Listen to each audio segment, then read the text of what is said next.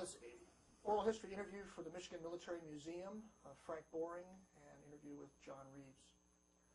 John, let's start off with where were you born and when were you born? Well, Frank, I was born about 75 miles from here. If people remember where old US 12 ran between Kalamazoo, Paw Paw, Lawrence, Benton Harbor, I was born about 2.5 miles east of Lawrence on a farm, 50-acre farm. That was in 18th of March, 1924. And where was your initial schooling? Initially, a little one-room schoolhouse that had 8 grades in it, quarter of a mile down the road. My mother, who had been a teacher, did not feel that we were getting as good an education there as we could. So in the 2nd grade, my sister then, probably in the 4th, moved us into Lawrence schools. Had to pay a little extra tuition to do that. And went to the Lawrence public schools until finishing the 4th grade, at which time we had ascertained that the Paw Paw public schools, being connected with, at that time, called, well, it's Western Michigan University now, but it was the Michigan Normal College. I think it was a teacher's college. And they had student teachers there, and they had quite a program going on. So they moved us to the Paw Paw schools. It was a very good move because excellent school. When you graduated out there with a certain grade point average, you didn't even have to take a college entrance exam. So it was a very well accredited school. So what was the next step in your education then? Well, the next step, I graduated in 1942, June. And at this time, why, there was quite a draft going on, if people remember, and I don't mean a draft of hot or cold air, I mean a draft into the Army.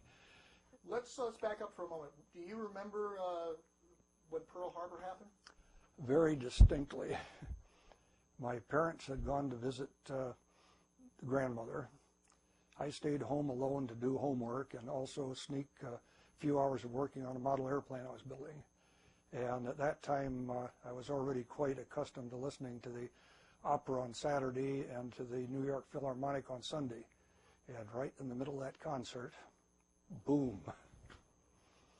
I was sort of, taken aback because they announced the raid on Pearl Harbor. Of course, my folks didn't know about it. They got home and I told them. What was your reaction? Hard to say. I mean, it's one of these things you hope never happened. It's like an oh my gosh, here it goes. Well, how old were you at this moment? I would have been 17. You had mentioned something about model airplanes, so there was some indication that you were interested in aviation then. Oh yeah, when I was a little kid, a biplane would fly over and I'd run out and look at it, and occasionally wanted to land in some farmer's field. We'd go look at that. Built model airplanes from about the 5th grade on. Got a couple of blue ribbons on a P-38 downstairs. Well, at that very young, early age, though, did you have any idea what part of aviation you'd want to get into? Oh, I wanted to fly, no doubt about it. Handed out posters for some advertising. Oh, advertising, yes, for airplane rides being given at the Grape Festival down at Paw Paw one fall. So I went around tucking these under windshield wipers in an airplane, which was a Waco, flew out of a farmer's hayfield. It was a real thrill to move ahead, and before we go back then, in 1946, I started teaching flying in the summer after the war, and who did I go to work for? The guy that flew that flew that Waco biplane. Let's begin now at Pearl Harbor. You're 17 years old, somewhere around there. Did you feel, or did you know that there was a way of joining the military, or is it something that you heard about amongst your friends? I mean, give us an idea of how you actually got involved in the military. Oh, during all this time prior to, from December 7th on, there's lots of recruiting information. Radio carried it, magazines carried it. there was no lack of knowledge of it. You could sign up in some of these programs, naval aviation, Army aviation, and there's a little bit of a humorous thing here too. I was not a very good swimmer. I weighed 131 pounds. In fact, I had to drink a lot of water and eat a big meal just to make it over the weight limit for my height when I took my physical. I sank pretty easily. There was no fat. It was muscle and bone at the time. So I decided Navy Air Corps wasn't for me. Army Air Corps, don't get over all that water. Of course, later on I spent my time over the Pacific. So you decided to join or you got drafted? Join. This avoided drafting, and plus you could join and qualify if you could pass the later tests. Well, they gave a battery of tests right there in order to enlist. They were tests of IQ and, you know, generally what your knowledge, your attitude, and would you make a good candidate. And then you enlisted into the reserve, called the enlisted reserve, at which time you could be called up whenever they needed you. So this gave me an opportunity to start college. And I had a scholarship up to Michigan Tech. So in September, a few weeks earlier than this, we got on a train, headed up north, and believe it or not, the beautiful red leaves all had snow on them that morning. A beautiful fall, though, a nice semester there, joined the ROTC. Everybody was wondering when the shoe was going to drop, though, and in February of '43 it did. They had a big call-up of these enlisted reserves. They had had a lot of losses in Europe, and they decided apparently that they had to train a lot more people. So a lot of us were called up at one time to report for basic training. And where was that? Well, we had about a week off after we came down from school at home, reported into Chicago. And as they always told us every time they moved us on a troop train, that we would have Pullmans. That sounded nice since it was about a 2.5-day trip down to Florida. They were day coaches. So we got down to Cincinnati the first night, stayed there a few hours till they remade the trains, headed on down south, got into Florida somewhere the next morning, seeing the palmetto swamps or whatever they are, down to Miami Beach, of all places, where we were then put into a hotel. All the hotel's nice furniture was moved out. We had Army cots and bunks. Many terrazzo floors there, so we couldn't damage much of anything walking on them. And we had months of intensive basic training. Give us an idea of what basic training was like. I mean, you get up very early in the morning. They start out pretty well telling you who's boss and how you better behave. Basic training also had a lot of training films that covered many, many things, including why you didn't want to go out and run around town too many nights. I won't get into those details, but they were some pretty lurid films at times that would convince you why you should be a good boy. We learned to march, formations, went to weapons firing 19-3 Springfields, had a sand dune with targets on it, which occasionally a stupid A-20 or something pilot would fly by just above the sand dunes. Not very smart, but it was a thrill to watch the airplanes anyway, hoping not to shoot them down. What was the makeup of the guys that you were with? Were they all from Michigan area, or were they from other parts of the country? They were from all over the country, from various colleges. We had our first mix of northern boys and southern boys, and it was a different culture, different attitudes. It seemed like, I don't know why, I maybe don't like to say this, with all the southern hospitality, still seemed like a lot of the guys had chips on their shoulders, were always trying to give you put-downs. Everything was a put-down to everyone, like there was some kind of a little complex there. And we'd get in discussions about the Civil War.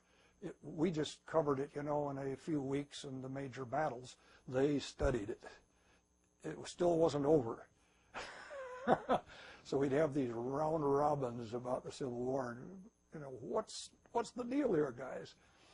So this was two cultures. We had just about every.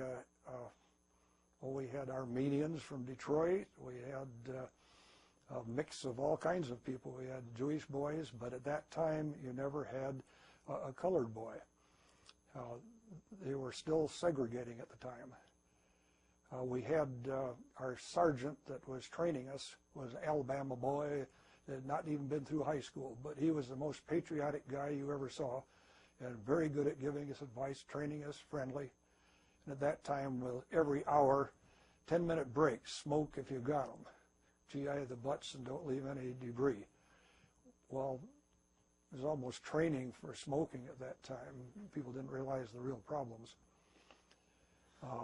So basic training lasted for how long? I'm trying to remember whether that was a month or 6 weeks. I'm not exactly sure now.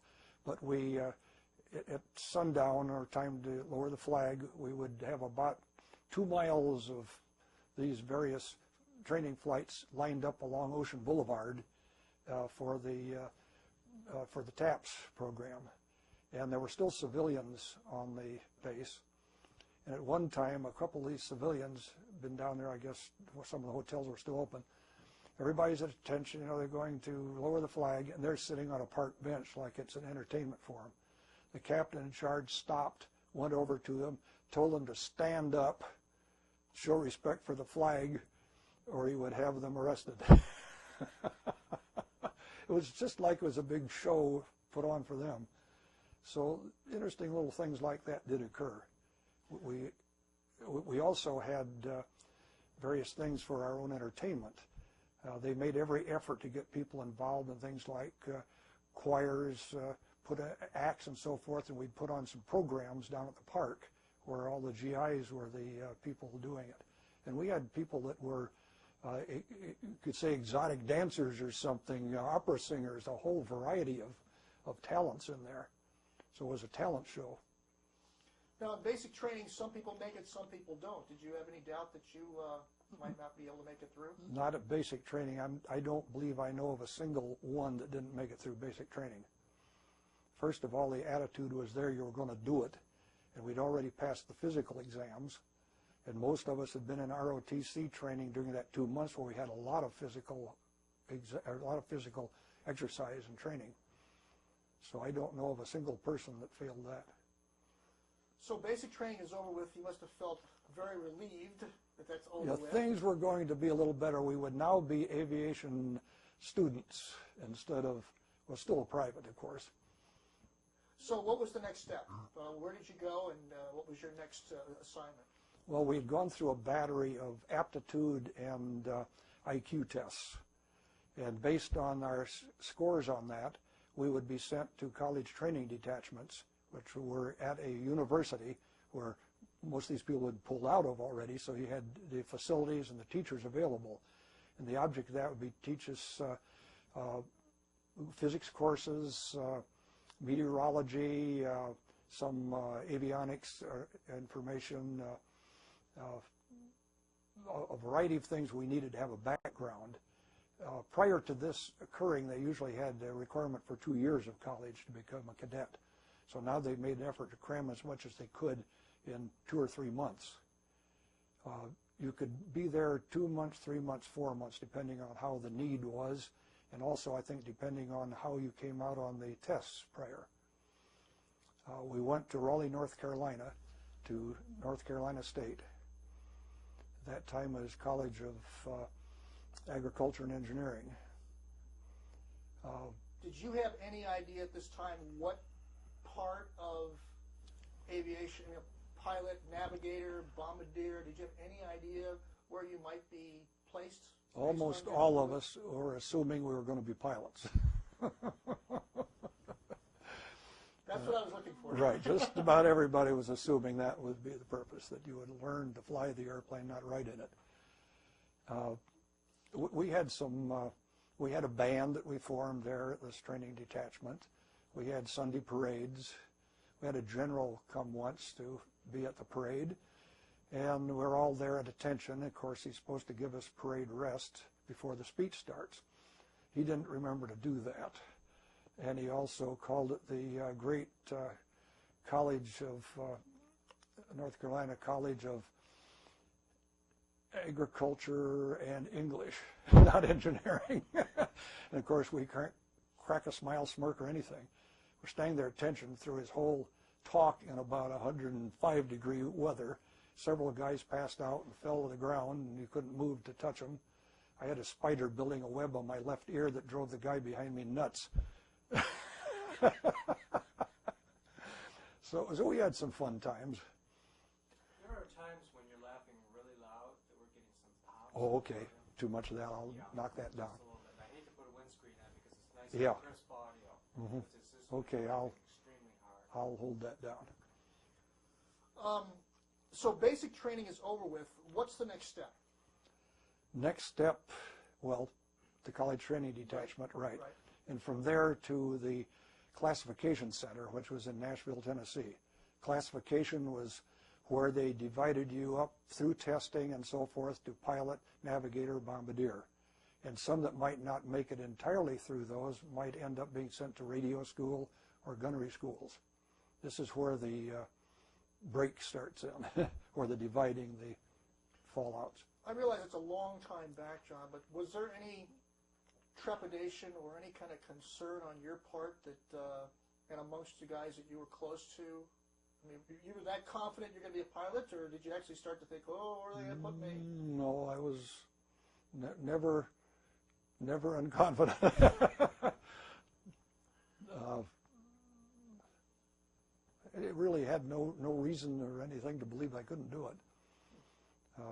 All of the academic courses always come easily for me. I was well coordinated when we went through these tests, some called psychomotor tests, as well as intelligence tests and comprehension tests. An example would be if you've ever worked a lathe, where you have a feed to feed the bit horizontal, another one vertical. Why, the one horizontal goes this way, and and the one that feeds it in goes this way. Well, they have something you had to track where they go the opposite directions. So any training you had was gone. You had to get this coordination. Another interesting thing, it looked like a phonograph turntable. Now, anybody that's too young to know about a phonograph turntable, ask your parents. But this looked like a phonograph turntable. It had a little spot on it. And we had a little like a wand that had a hinge in it. And it had electrical contact, and this spot was a copper contact. And you had to keep that contact on there as this thing went around and around, and of course it was hinged, so you couldn't move it up. And all these things, the number of seconds you held it on there, that was just one of many, many things. You'd have, it wasn't, Rubik's Cube, or they didn't have those at the time, but things like that. Look at some, try to figure out how it goes together. A lot of pictures of things disassembled, color tests where you had the testing for your color comprehension. And something some of us never knew, that a lot of these color, until much years later, a flight surgeon showed me, these color swaths that had the dots in, that had a pattern like it'd be a number. You'd see 17 or something like that. Actually, there were 3 numbers there.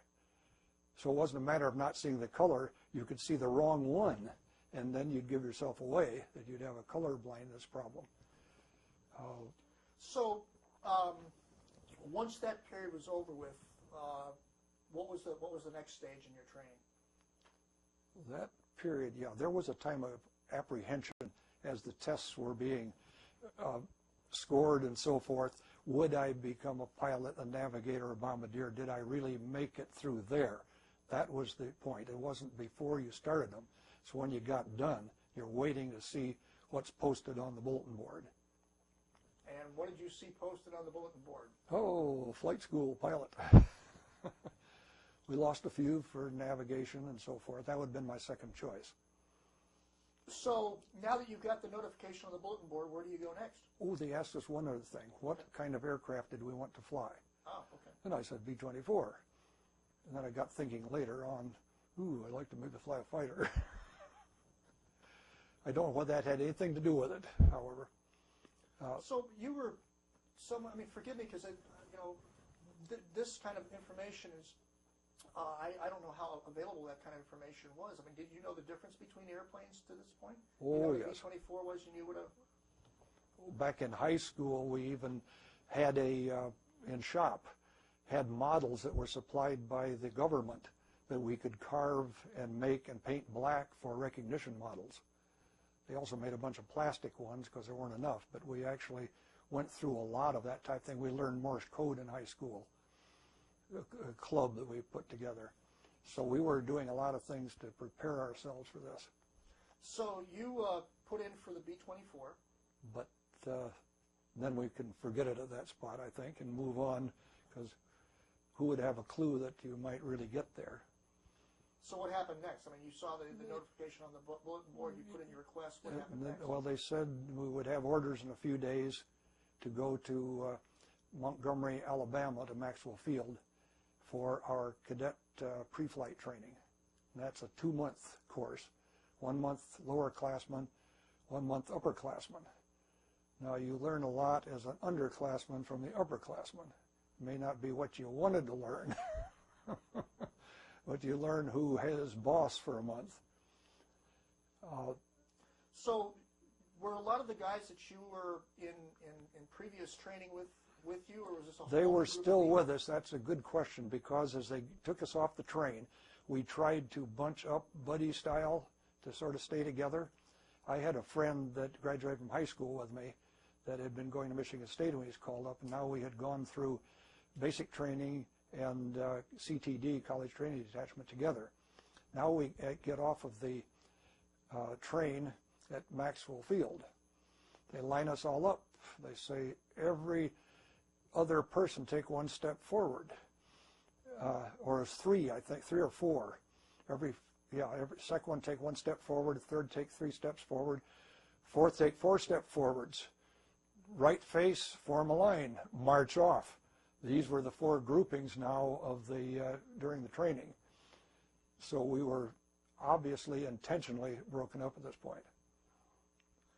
So where did you go from there? Can I dwell on Maxwell Field a tiny bit? Well, that's what I mean. Okay. You're leaving that yeah. group and marching on. Now we're marched off to show us our barracks. We're then taken to get some additional clothing. We're shown where the training classrooms and so forth will be, where the mess hall is. And then we're told to get all into our Class B uniform and get ready to fall out. At which time they did, by that time it was chow time, marched off the mess hall. We had in the barracks, the best at College Training Detachment, they were dormitories, rooms. But these cadet barracks were built of permanent materials, tile roofs. They'd been there apparently before the war. They weren't emergency built stuff. There would be 6 or 8 in a room in double-deck bunks. There was a bathroom in between the 2 showers, 2 stools, 2 lavatories, and then adjacent another room with 8. So when they woke you up and said you had 10 minutes to fall out, well, if you wanted to shower, shave, and whatever, you had 16 people manage this in 10 minutes. They also really harped on the honor code, the honor system.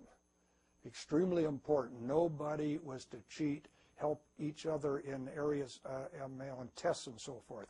Yes, you could help somebody back studying and everything. The more help, the better.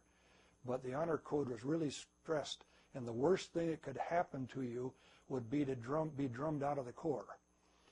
And I can remember one night, along about 2 o'clock in the morning, whistles blow and everybody fall out in your Class A uniforms, all out in formation on the street. Then there's a big announcement comes over the speaker system. You know, there's 20,000 cadets lined up on that street.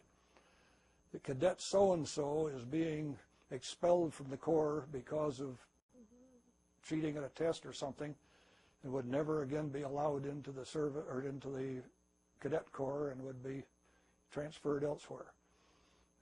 You certainly didn't want to have your name and be the one that did that. So it was taken seriously. Also, the fact that the war was going on must have had some kind of an impact or an effect on you. I mean, were you aware daily that there was a war going on? How did you keep track of what was going on? Oh, yes, we had loudspeaker systems through there that carried the news. They had day rooms you could go to where there were radios. We had magazines, books, phonograph records, a variety of things. You could go to the theater, and there was always a newsreel. In addition to that, an Armed Forces newsreel. So we were kept pretty well clued in. And Maxwell Field also was a B-24 transition base. So all day and all night, there'd be about 10 or 12 B-24s in the traffic pattern, touch and go, takeoffs and landings. And every so often, we got a little guard duty down around them as a little extra activity. So you down spend your evening around a B-24 holding a rifle with no bullets in it. What was your week like? I mean, are you talking about every day there's activity, or did you actually have some time off? We did have some time off, yes. We would get Saturday night off, we could go into town, and a portion of Sunday. Sometimes we'd have a parade for an hour or two on Sunday and get the rest of it off. So we were able to go to church on Sunday morning in town. This was pretty nice. I was true back in Raleigh too, in the aviation cadet program there. We did have a parade on Sunday, but the rest of the day was off, and most of Saturday. What was the food like? That was supposed, we were always looking forward to the food at Maxwell Field. We'd heard it was so good. Nothing was too good for the cadet and the mess hall. We got there and we couldn't believe it, that one day we had, I don't know what you'd call it, some kind of chicken a la king or something, and the bones were chopped up in it. We had some beef, which was so tough you could hardly chew it. We had probably 50 waitresses around the room, all at beck and call if you needed some bread or you needed some butter or needed some water. Now, they were all being paid by somebody for some reason or other. Before this, you'd gone through a chow line, gotten your chow, and sat down and taken the tray back and cleaned it out. But here we were being waited on by all of these people, and there's a story behind that later on. The food was very disappointing. And much later, after we're over on Morotai, we can tell you why the food was so lousy. We also had a very vigorous physical training program. We had a obstacle course called the Burma Road. And, of course, one place why the rope swung you across the river. And this was a real tough obstacle course. And this was, mind you, in July and August down south, when the temperatures and the humidity, you were in the 100, 105 comfort zone most of the time. So we had a rigorous calisthenics program, as well as running this Burma Road in cross countries every so often, like a 7-mile run. The classrooms, aircraft recognition was one of these classes. And this building was temporary building built, had no ventilation, no fans in it, and the windows were closed and draped so it was dark inside. We'd sit in there in our fatigues. We had these armchair-type student chairs. You roll up your sleeves, and the sweat would run down the arm of the chair and drip off into a puddle on the floor. It was warm, but they would flash these aircraft silhouettes, just split-second view of them. You had to recognize them. And they also gave you 6-digit numbers that you had to memorize. So each time they'd flash this in just an instant, why, you'd have to write down what it was, and then you were scored on that. And then they would march you off to Morse code, where you would sit there with the headphones on, listening to code. You had to get up to 13 words a minute, finally. Getting over the 5-word per minute hump was difficult for a lot of people, but keep in mind, we had already, back in high school, a bunch of us been working on our Morse code, which was a help. There were meteorology courses, there were courses on various aircraft, so we had a full day. But on Saturday afternoon and Sunday, we did get off. Now, this training, was this officer training, or is this just a basic cadet training? This is officer training too. Yeah, glad you asked that because those are some of the courses, very definitely. So just so we understand, keep in mind I have to play ignorant here because we're trying to get all this down on the tape. The whole group of men that you were with, these were not all officer training, right? Some of these people were not going to become officers, or were all of these supposed to be Only if they officers? washed out. They would all become officers that were there. Okay. If you washed out, you would go to some next level down. At this point, if you washed out, you were already divided into who would be navigators. They went to a different one. If you washed out here, you probably would head off to radio school or something of flight engineer, some of those higher enlisted levels. So give us a clear idea now. During a given week, or maybe over a period of a month, there were people who were actually leaving and washing out, as you put it, or is this at the end of a certain period? I mean, how do you wash out, for one thing? You're continuously being scored and graded, and your attitude and how you behave and how you respond, whether you show common sense or scatterbrain or whatever, all this is being evaluated. I don't know exactly when some of these people were dropped out, but every so often somebody would be missing. So you presume that they had washed out at this point. That's exactly what I was looking for. Yeah. All right. So this this particular part of the training goes on for how long? 2 months. Okay, 2 months. Now, at the end of 2 months, what happens? Well, there you're sent off to your primary flight school. Well, how do you know where you're going? Well, they're sitting back there somewhere playing the numbers and getting all the names and deciding where you go. We don't know a thing about that part. We have no choice, no chance to ask. So that's planned. We see it one day posted that we will be going to a certain Air Force base. And we will get on the trains at a certain time. And my base of assignment was McBride, Missouri. This is in the Eastern Flying Training Command. You had 3 training commands in the States. Eastern Flying Training Command, Central Command, and Western Command. And the Western Command started essentially just a few miles west of the Mississippi. We were west of the Mississippi in all my training, but Arkansas, Missouri, Iowa, those were still in the Eastern Training Command. You had thought it would have been Western, but it wasn't. You know, a thought comes to mind. You're now picking up and going to a whole other part of the country. Right. In a coach again, not a Pullman. But I guess for those of us that are unfamiliar, usually when you travel, you've got bags of stuff, your clothes and all that. How did you transport your belongings onto this train? We had what was called a barracks bag. It's about this big around, about this long, sort of a tan-colored fabric. Had a drawstring at one end. You put everything in that. Okay. So you didn't have much other than clothing and so forth. And you wore the hat that couldn't be packed. You had 2 pair of shoes, so 1 pair of shoes had to be in there, 1 dress shoe, 1 GI shoe, work shoe. Okay, so now you arrive at McBride. What were the facilities like there, especially in comparison to what you had found at Maxwell? Well, this was a civilian-operated school by a company that had been in St. Louis for years, that had a flight school there. And so this airfield, all the primary bases were civilian-operated. We had civilian mess hall, civilian flight training, civilian mechanics. Unfortunately, there was a detachment of military people there to tell us who the boss was again. Our introduction when we got, well, as we're traveling up the Mississippi, we're going by other airfields.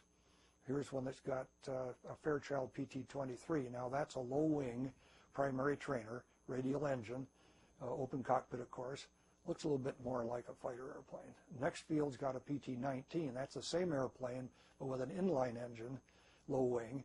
That's a nice airplane. We're all hoping we were going to get one of those. We get up to a place where we see biplanes flying around. They're Stearman PT-17s. Look more like a World War I airplane.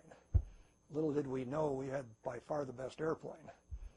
So we get out, we're all disappointed at this point. Of course, we're getting Stearmans.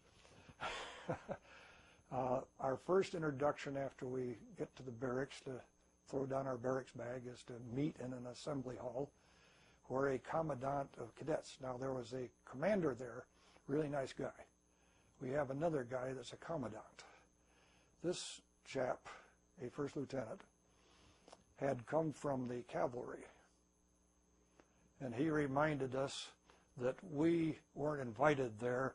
We came there because we wanted to, and we could leave any time we didn't like it, and he was going to make darn sure we didn't like it. And he reminded us of how he'd spent a lot of his time cleaning out under horses' tails, and we soon began to realize which end of the horse he was.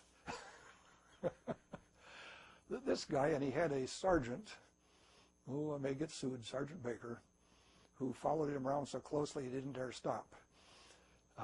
These two guys were about the worst two guys you could ever have for a bunch of cadets. They were always looking for something to gig you on or give you a hard time. They would generate things to get you in trouble. But I think this was part of the plan. See, they're trying to get your goat. They're trying to see if they can bug you, trying to see if they can break you down some way. So when you talk about this type of thing and some of the hazing, a lot of it has a purpose. If you can't go through that, you can't get through other difficult times. Now, this had to be a very exciting point in your young life, because now the airplane's right out there. You can actually walk out and touch it. You're going to get in it pretty soon. Tell us about that. How was I forgot one thing. Okay, Back at sure. College Training Detachment, we had 10 hours in Piper Cubs. Okay. So we had ability to fly the airplane and land it at that point. That was all dual. So now we're going into the Stearman, the big 220 horsepower radial engine biplane with a landing gear only about 4 feet wide, which was known as be careful when you land. Easy to ground loop. So what is the next step? I mean, you're settled into your barracks. I assume that did the food get better? Oh, it was great. We had these nice ladies from town working in there. And we had a sort of a PX, which was a little store with all kinds of goodies in it. Nice rec room. All these nice civilians, the flight instructors, everybody were really nice. Just a couple of guys to be aware of. The Czech pilots that were military, they were nice. The commander was good. All right, nice, so give us an guys. idea now of you're settled in. What's your, not necessarily your first day like, but your first week or so like in this new environment? Okay, first it's get climatized, essentially. Go to the classroom, start the classes. Go to the flight line in the afternoon, get on the ground, run or walk around, instructions about the airplane, discussion with the pilot, get the instructor pilot assigned to certain people, find out where the equipment room is, where you check out the helmets, the goggles, the boots, the leather coats, the parachutes, and so forth. So that was the first part of it. The first day, though, that you went out with your instructor pilot was the real day. Back seat, of course, he's in front. We had a Gosport tube. Now, they did not have a radio connection or an interphone electrical connection with headset and microphone. What you had up in the front cockpit looked like a small funnel with a rubber tube that ran back to a couple of things that fit in your ear, like the used to have on the airplanes for listening to stereo. So the sound came from him. Now, if he wanted your attention, you weren't paying much attention, he could just sort of stick this out in the airstream, and this would get your instant attention. So he could talk to you, but you couldn't talk back. If you needed something really, you might reach forward, loosen your seatbelt, reach forward to hit him on the top of the head or something. But it was a one-way conversation. And we could go into a lot of detail about what the flying training was, but we don't want to do that. We could just basically say you start out with your basic maneuvers, learning the controls, going into landings, cross-country navigation, so all of the basics you'd get in getting a private pilot's license. Why don't you take a moment to have some water? It's going very well. Starting to gurgle a little bit there. Yeah. Take your time. I noticed that same time you went that way. Well, you notice that's what I suggested. Yeah. All right, so... I would like to enter, before we start, Sure. Some of the homesickness or sentimentality or how you felt about things and through here. Good point, yeah. Go ahead. Okay, we're going now. We're going all the time anyway. You're just going to edit it, right? Yeah, don't worry about that. Yeah, don't worry about that. Okay. That's the beauty of oral history as opposed to an interview. I would back up then slightly back to college training detachment for this point about whether it's homesickness or lonesomeness or so forth. They had a PA system where some of the guys had brought some phonograph records, and they were playing these phonograph records, which were all the ones that we liked when we were back in high school and so forth. The swing records, the era of that era, and the song, the theme from Gone with the Wind. I didn't know what that was at the time, but it's a haunting theme. And I used to listen to that, and it was sometime later when we finally got into the movie and saw it and said, oh, that's where it's from. But that one stayed with me. I like to hear that song. Now we'll go back to the primary flight training. It's around Christmas time. We got there in October, and we're getting into cold weather, and this is around Christmas time. We did get some snow, and it would melt off fairly fast. But we had, each flight had a designation, like B, C red, so forth. We were B white. You may see where I'm coming from. White Christmas. We would march around there singing White Christmas. And of course, when we'd end it, we would emphasize be white, because that was our squadron call. And that was a very sentimental song, too. So right around Christmas time, Thanksgiving and Christmas, well, you got thinking about home very much. And we'd get our packages. When you soloed, there was certain ritual. There was a dugout space out there on the field that was full of water. After you got out of your flight clothes, which had to be checked in, you ended up in that cold water. And then, of course, you had to go and be the bit of the braggart. You're the big guy now. You've soloed. So after chow, you go buy a big Dutch Master cigar and start smoking it. Ooh. We'd had Thanksgiving dinner, some goodies from home. I'm smoking my Dutch Master cigar. I head off down to the latrine, and when I'm washing my hands, I drop my cigar accidentally, and the sink gets a little wet. I light it up. I go back. If you were filming me now, at that time in color, I think you'd have bright green. I was so sick. That told me a lot about why you didn't smoke cigars. We had our fun, our humor, our moments. So after you solo, what is the next step from there? Well, we have a lot of maneuvers, spins, stalls. We got these before solo, because you had to know how to recover. We would get aerobatics at this point. Rolls, snap rolls, loops, Cuban 8s, Immelmans. Most of you have been to air shows, have seen all these maneuvers. So we get the feel of the airplane. Falling leaf, this is where you stall the airplane, fall off on one wing for it. Spins, you drop on the other wing. It's just side to side, losing altitude. While you're doing these great things, you want to keep in mind that the ground comes up fairly fast or you get in big trouble. We did spot landings. Now, we weren't going to land on carriers, but you might have to land on small fields, which reminds me of one spot landing one day. We had the student that he hit the spot. We were out on an auxiliary field. We were flying into the traffic pattern, and we're looking down there, and here's this one steerman sitting down there with the wings drooped down on the ground, the landing gear spread out, sitting right in the center of the circle. Well, as we're looking at that, I had this sudden uncanny feeling, which fortunately has been with me many times. I looked to the right, and there was another airplane coming into the downwind leg, right at collision altitude, and I saw that, and I hit the stick, and we went under it. Even the instructor was surprised. And this was something I'd been training. Keep that head swiveling. Keep looking. Your best defense about collisions is seeing them. See and be seen. You've heard this in airline talk too, see and be seen. We landed down there and found out what he had done. He'd been about 50 feet or 75 feet in the air, realized he was going to overshoot, so he did a controlled stall, walked it down to the spot. And while we're standing there, why, finally they get that out of the way and other airplanes are starting to take off. And here comes one student in for a landing, solo. He bounces, so he pours the coal on, pulls up the nose, this thing staggers up off the ground. One instructor says, boy, power is a great thing. The other one says, confidence is a great thing. He succeeded in getting up okay, but. So you experienced for the first time then some kind of a reaction, a physical reaction of warning?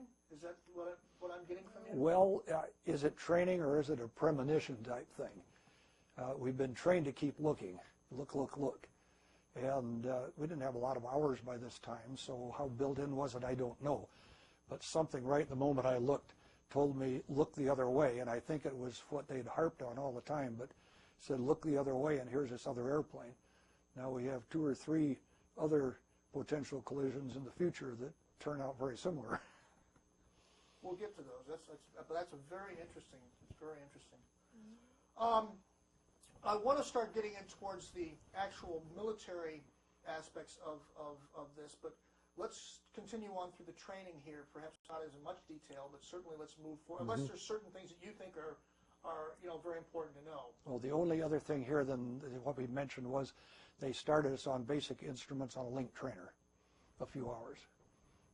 And then once you were through with that, what was the next step? Basic training, basic flight training. This was a Vultee BT-13, a low-wing airplane, fixed landing gear, 450 horsepower, and a 2-speed propeller on it, a flat pitch and a high pitch. One is more power for takeoff when you're slow, the other is for more efficiency at cruise. This was a tandem airplane, the canopy on top, closing. And the different aircraft that you started to, as you were training on these different aircraft, I assume that this was somehow leading you towards eventually getting into a bomber, right? Yeah, you're headed toward higher powered, higher performance aircraft and more difficult handling. You have to be sharper, you have to pay more attention. The airplane's less forgiving because you're going to be flying them right to the edge of their capability, and you got to know where that edge is. And it's different at different altitudes, different speeds. So you have to learn that airplane, make it become part of you. You get the feel of all this. Instruments are to a great extent procedure, radio is procedure, but flying that airplane and doing these things it's like you're part of it. It has to become that.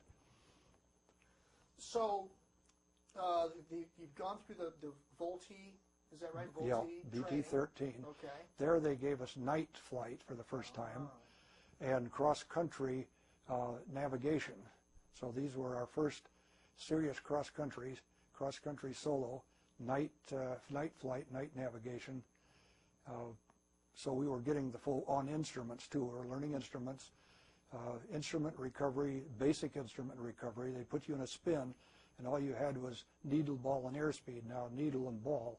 The needle indicates whether you are turning right or left. The ball indicates whether you say if you'd had one wing low, you would be slipping that direction. The ball would slide in that direction. So you can coordinate your controls, which are necessary for safe flight of the aircraft so you don't get in stall or bad conditions with this needle and ball. Now airspeed was to tell you that you're diving or you're climbing, so you had to use airspeed as a judgment to level off. You knew what your cruise speed should be at a certain power setting. So they would put you into this spin. Now you had to center the ball, stop the turn, pull it out, level off without zooming back up and doing too much of this. So you go through this over and over again. And once you got through that, I assume you were tested somehow, and then you could Oh, go yes. to the next step? We had flight checks at every 15, 20 hours. We'd get about 60 hours in these bases, 60, 65 hours. So 20 hours, 40 hours, final flight check. Or if somebody was not doing well, they would get a flight check. and they might get some extra instruction in another flight check. Now we started losing cadets. We lost a few in primary. We didn't have any casualties in primary. We had one guy looking out the left side while the pecan tree was coming up on the right side. He ended up upside down, fell out of the airplane when he undid his seat belt. But that was that, and the other bent one. We had one catch on fire on the ground when they're doing maintenance. A guy laid a light bulb over the side of it, and they were fabric covered. And I'm looking out the window, all of a sudden this started to flames crawl up. Time you could stop it, their wood airplane. It was too late. But no casualties. At basic flight training, we had a collision between two aircraft. The cadet in one bent his horizontal stabilizer. This is the end, the tail of the aircraft, the horizontal fin back there. Bent that so he didn't have adequate control. He bailed out successfully. We were watching this, of course, all of us. And he was saying he wanted to try to land it. They told him, don't. So he went out over the swamp where he'd be away from any people, jumped out of it.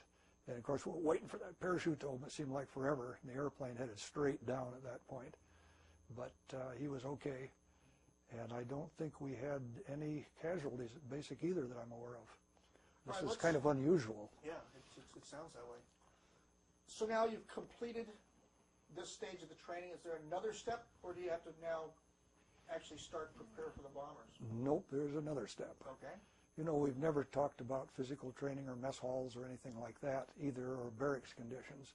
These barracks were, from basic and advanced, were tar paper shacks with little pot-belly coal stoves in them, and a central area for showers and so forth. And at the basic flight training, they left us alone at the barracks. You'd think there were never anybody showing up whatsoever. Out of the flight line, the instructors were pulling all kinds of stunts on us and making it difficult. We got to advance, it was exact opposite. On the flight line, they were treating us like equals and professionals. But back at the barracks, there are things like come in and throw a tear gas canister in at 2 in the morning and things like that. So there are the differences here. So once you complete that part, that's the now we're going to advanced flight training. And at this point, I had been doing real well on aerobatics, all kinds of things. My instructor was a captain. He was one of the head flight instructors. And I said, I would like to go to single engine school. It's like, can you help me out here? He announces to me a few days later, don't concern about it, don't be concerned, everything's taken care of. He goes on leave. Now we're getting our assignments, and everybody says, rush down to the bulletin board, see what it says. Somebody comes back and said, you been down there, Reeves, see what your assignment is? No, I already know what it is. I think you ought to go down and take a look. I go down there to take a look, and I'm going to twin engine school at Stuttgart, Arkansas. So I guess it wasn't fixed. So now you pack up all your belongings into your kit bag, and I think by this time we might have had 2 of them. So you now arrive in Arkansas. Yeah, And Stuttgart, Arkansas. We find that we left an airfield that was 2 miles, 4 square miles, 2 miles on the edge. We go to Stuttgart. It's not quite as big, but it does have a big field area in addition to the runways and everything. We find bigger tar paper shacks, but tar paper shacks nevertheless. You know, they're built out of 2x4s with nails driven part way through so you can pull them out later, and vertical boards with tar paper over the outside. They do. The classrooms were the same way. The ready rooms, stuff down the flight line were the same way. Hangars were essentially the same way, except they had a Celotex with asphalt shingle type stuff on the outside that they used for outer siding on them. Now, so these were very temporary bases. Yeah. How long was this advanced training then? That was 2 months also. 2 months, okay. I would leave there on April 15th, graduation day, so this was 2 months before that, essentially, we got there. And what was the basic difference between the advanced training and the training that you were doing before? Well, now we had an airplane with retractable gear. It had, it did have 2-speed props still on it, not fully controllable pitch. Had a full instrument panel. It had an autopilot. It was a twin, it was a Beechcraft airplane made of plywood. Entire plywood had 220 horsepower engines on it, so we didn't have any more total horsepower than we had at basic, but it was twin engines. So we're going to learn to fly a twin engine airplane. We're going to fly tight formation. We're going to fly a lot of instruments. We're going to learn radio procedures, radio navigation. And once we soloed, we would swap off. One guy would be pilot, one co-pilot. So we had a lot of training. You didn't waste any time here. They didn't, other than our physical training, they didn't give us too much difficulty otherwise by, say, back at the barracks, why they were a little more inspection-minded. But nobody really gave us any hazing or grief at this point. Were you getting at all anxious about getting into the war? Well, we were so busy. Of course, we were watching what's going on and the problems in different areas and what's happening. The first P-51s we were hearing about, so some people bought some models. We were going to try to make them, and watching the new aircraft that were coming out. Occasionally some other aircraft would land on our field. One time 2 B-26s landed on our field, one with an engine out. And a lady was flying it. And a flight instructor got in big trouble because we'd get these traffic patterns where too many aircraft would get involved and there were too many on the base leg, and they'd cut them short. The instructor would say, okay, you guys go around again. We're cutting this short again. This day, we're in this line coming in on final approach with 3 or 4 aircraft, and 2 B-26s showed up, and they had priority landing because one had an engine out. And we know this. Some instructor wasn't listening. He cut in front of the B-26, made it go around, and chuckled over the radio, ha-ha, I cut out a B-26. So to report to the operations immediately upon landing. I think he was gone after that. All right, so now you complete your advanced training and get our wings, get our uniforms. Well, let's talk about getting your wings. That had to be a very proud moment for you. Well, yes. See, in the meantime, we've been going to the tailors. They've been coming there. We're getting outfitted for our Class A uniforms, a winter uniform, a summer uniform. We have to buy this, of course, but we get an allowance for it. So we will have all of our uniforms, trench coat, whatever you need, by the time we graduate. Now, this time we've already lost some more people. And there's still some more people that don't know whether they're graduating or not. This is the unfortunate part. Because the day we got all in our uniforms, marched down to the theater to get our wings, here was one guy who I had flown with several times trying to help him on radio navigation, and he was doing all right. He had an instructor, I think, that just wasn't instructing. And here he is, still in his cadet uniform, peering around the barracks at us marching down there to get our wings, and his family and his wife were there.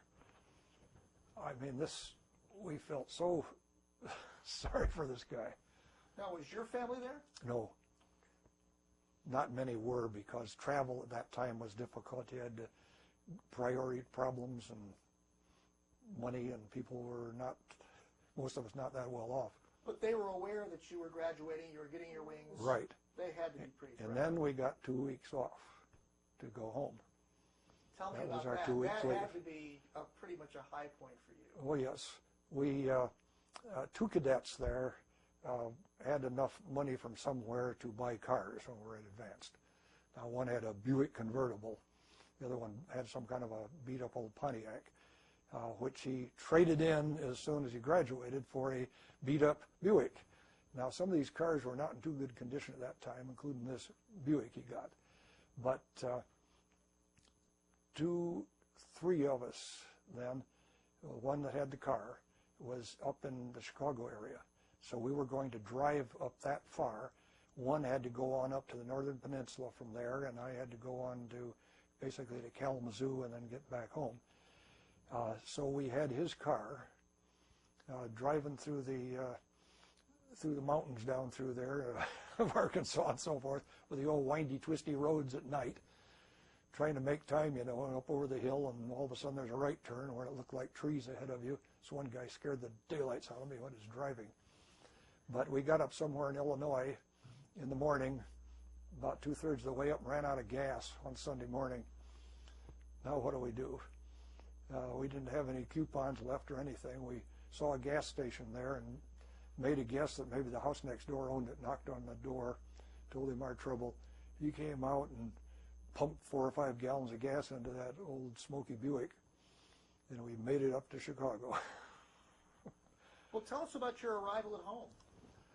Oh, everybody's hugging, and the cat recognizes me finally, and he's purring, and then it was a matter at this point of, just sort of look the farm over, go out and see if the same cows are still there. Then you have to go see all the relatives. These include relatives you hadn't seen for years. So you spend most of your time, but I got to go see my girlfriend, So you get a few hours anyway when you can leave the family. But it's a pretty busy 2 weeks. See some of your friends, some that couldn't make it into service that were there for physical reasons, still working. We're working a big farm. Was there any conversation with your family about the potential danger you were going into? No, we never got into that. Of course, they always had us make over our insurance to the family and tried to send allotments home, so forth. But we never really got into that because at this age, I don't know what they thought about it, but at my age was like it is today, that you're not going to die young. You're going to get through. Maybe somebody isn't statistically, but you're going to make it. You're immortal yet at this age. So at the end of this 2 weeks, where were you? Where did you need to go? You drove down, so how did you get to where you're going next? Now I had to get a train into Chicago, and from Chicago to Nashville. By this time I had acquired a radio to haul with me anyway. And this time we had a parachute bag, which was a bag you'd put a parachute in, except you use it to put clothing in, and a B-4 bag. This was one with handle on top and 2 side pockets, and opens up. You can put suits and stuff in. So we had 2 authorized pieces of baggage, and anything you could carry, of course. Got on the train, still no Pullman available. Coach all the way down to Nashville. Get down to Nashville, why then you try to find, is there a way to get out to the base? Eventually you find a bus. So you get your stuff, drag it on the bus, get out there to the main gate. At this point, why, you can get little transportation to your barracks, because they did have that courtesy at least, and availability. Go get situated in the barracks. You're on your own now. Somebody's not directing you what to do anymore. You're now an officer and a gentleman, and you must behave like one. But you have a set of orders and who to report to, so you go into headquarters, you report, and like every base, you always have an exit physical and an entrance physical. So you go through those routines, get everything all signed off. Then when this is all done, find your mess hall, all that, get a haircut if you need it, report down to the flight line, meet your instructors, start your ground school, introduction to B-24. And now this is a much different airplane. We now have 4 engines of 1,200 horsepower. It's a tricycle landing gear, not a tail dragger, as our others were. And it's a serious airplane. And it has many things you got to learn to fly it safely. And it's a physically hard to fly airplane. It's a muscle airplane. Let me ask you, was there an assigned crew that you worked with, or were you just working with different people at different times? We have a group of students. There was one student we paired up a lot. His name just happened to be Reeves also. And you had 2 students on board, sometimes even 4, but usually just 2. And one would stand and watch, and the instructor would be the co-pilot.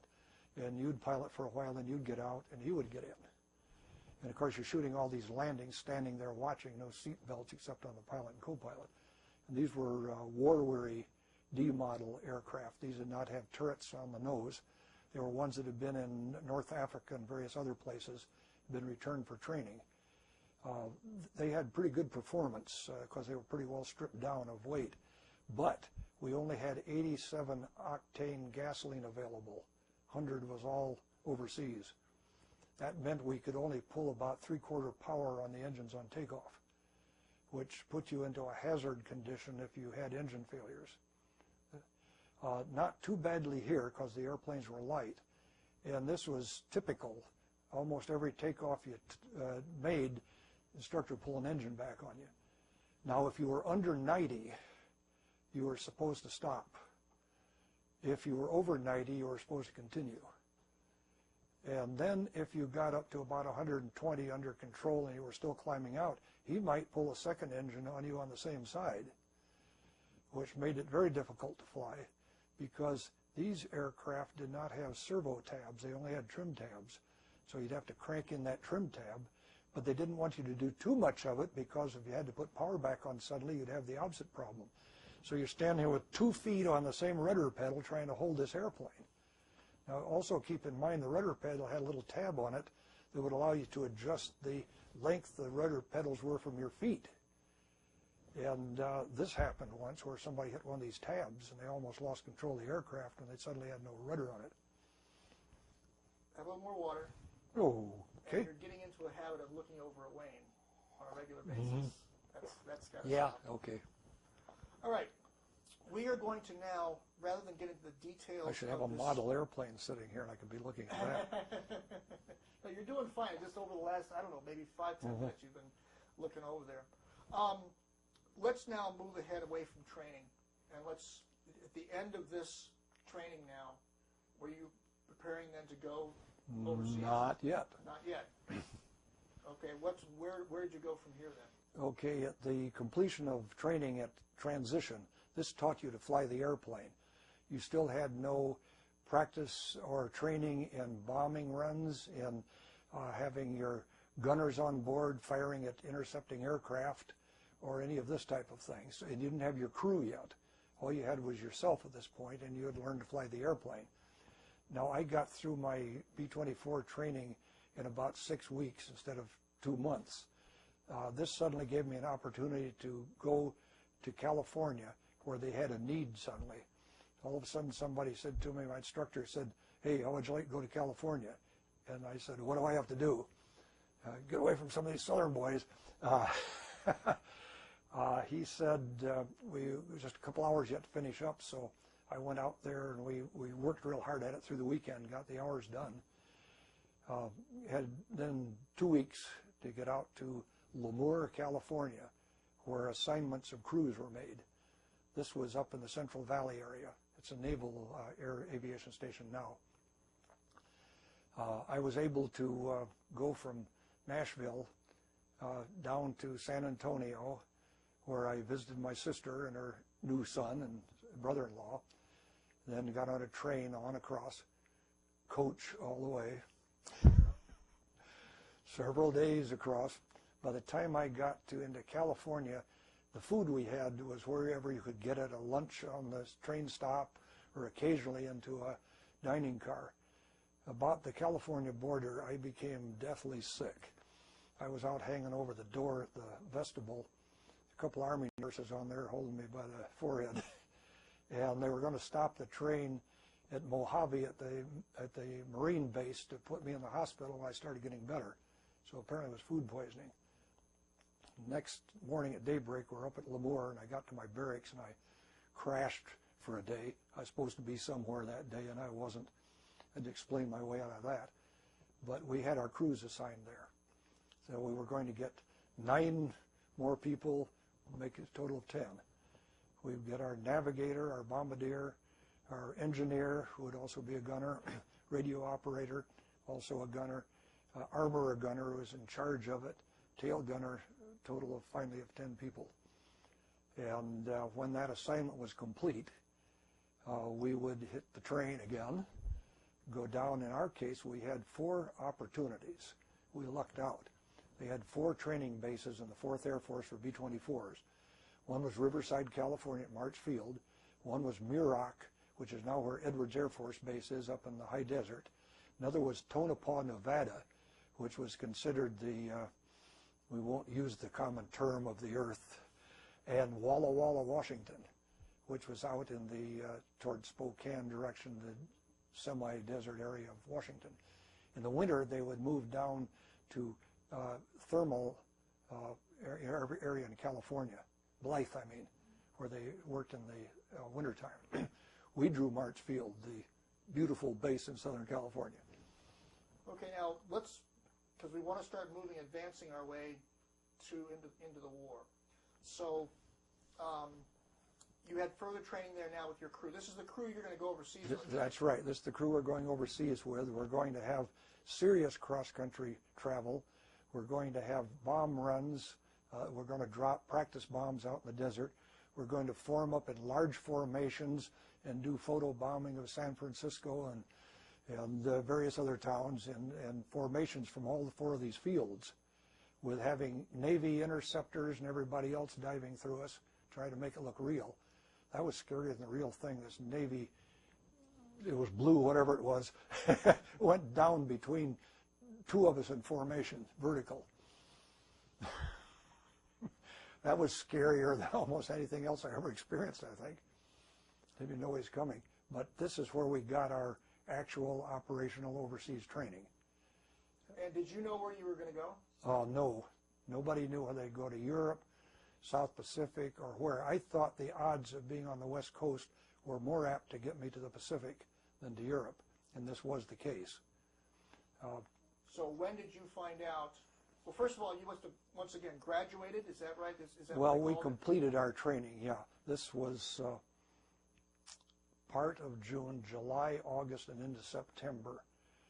This is where we had our night crash landing, was at March Field, where we had an engine fire and a runaway prop and all this. We knew we were having trouble coming back in at night, and at 1,500 feet, as we were getting ready to get onto the downwind leg, why engine caught on fire, and runaway propeller on another one, and we were losing 1,500 feet per minute, and we were at 1,500 feet. So we landed downwind on the runway. It was a bit of a struggle getting there. We had some other options, like a great big wide road in another Army base where they had big warehouses, but that wasn't a good option. We made it to the runway, didn't get the gear down and locked though, slid down that runway. Somebody else coming in on 3 engines insisted he didn't want to go around. He didn't know we were sliding down the runway. We slid off the runway towards the bomb bays out. A couple of practice bombs went off. That's 4 pounds of black powder. And it was sitting on the wing, turned 180 degrees. Tail was twisted up. The waist window, the side window on the back, was 2 feet off the ground. And the gasoline was running all over the ground, and the flames were flickering on number 2 engine, and they went out. There was the Angel again. This particular aircraft, before we flew it that night, it was the one nobody wanted. And it had had a history of problems. And both my engineer and myself had this great premonition again. We didn't want to fly this airplane. We tried everything except wrecking something on board to avoid it, and we had to go. All right, so now, when did you get notice that you're going overseas? That would have been in early in September, end of August, yeah. And you just, was it a bulletin board, or somebody actually handed you the orders? Oh, yeah, we see, this time we had a crew, so the pilot's responsible for the crew. So the pilot goes down for this assignment, gets the big package with all the data of what we're going to do. And we are going to go to Hamilton Field north of San Francisco with the intent, of course, of heading over the Pacific. So once again, we get on the train. I think did we have Pullman this time? No, I don't think so, even then. But now we will have a little digression into smokers. Now this is a hot day in California. August to September, everything is tinder dry. The train is a one-track, goes down from Marchfield to Riverside. It goes down through a canyon, which we flew through one day when we had engine problems. But so it loses about 1,000 feet down to Marchfield or down to Riverside.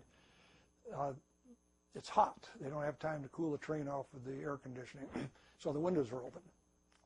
So the rules are nobody smokes and throws out any cigarettes. I mean, it's emphatic. Now these are 40% officers, 60% enlisted men on board. So what do you have to do? You have to station somebody at each end of the car of each car. You have to watch a guy that's going to smoke, rush up and tell him, don't throw your cigarette butt out. Behind us is one of these little four-wheel jobbies with the putt-putt and the guys with fire extinguishers following the train down anyway. Somewhere halfway down, all of a sudden, a fire erupts behind us. Stop the train, everybody gets out, helps fight the brush fire before it gets started. Somebody threw his cigarette out again. Just a little digression there, but... All right, so now you arrive at your destination. You've read your packet, you know where you're going. Mm-hmm. We don't know where we're going past Hamilton Field. So when do you find out about that? Well, we spent almost most of September at Hamilton Field. Now, Hamilton Field in San Francisco in the fall about that time is beautiful. It does fog in now and then. Top of the mark was foggy one time, couldn't see around out up there. So you're still flying during this period of time? No, we're sitting trying to find some flying time to keep our flight pay going. We're sitting awaiting our time to go overseas. And so that finally comes through. Yeah, we spent a lot of nice nights in San Francisco and find an airplane on the base to go out and get some hours in, prepare, get issued our gear to take overseas.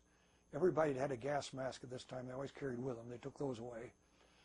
They issued a lighter weight winter. It was a cloth type, like it was similar to the B-15 flight jackets people may know, but it was a B-10. It didn't have slash pockets. It had standard pockets. Okay, let's now move on to, you got your orders. I got our orders. And where were you going? We were headed off in the direction of Guinea, but we didn't get to fly an airplane over. We ended up going over in a C-54, 2 crews on board. The Air Transport Command took us that over in C-54. Hawaii was our first stop. We spent a few hours there, got into PX, didn't get a chance to see around much. Took off from there at dark, landed at Canton Island, which is way down there by the equator out in nowhere in this great big South Central Pacific area. It's a strip of sand with a runway on it, a tower, some Quonset huts, and a place to get a bite to eat and refuel. And by this time we'd probably gone through 2 or 3 weather fronts where you go through thunderheads and rain and so forth, and it'll all clear up. A few hundred miles away you'd come into another one. It's the same fronts that are pulling through us, except you're going through them, the same ones we're getting these days. So when you arrived... Guadalcanal, finally, okay, in the morning. And this is after, I assume, of course, after the Guadalcanal battle, and oh, yes. you were aware of what had gone on This there. was in first day or twos of October of 1944. Okay.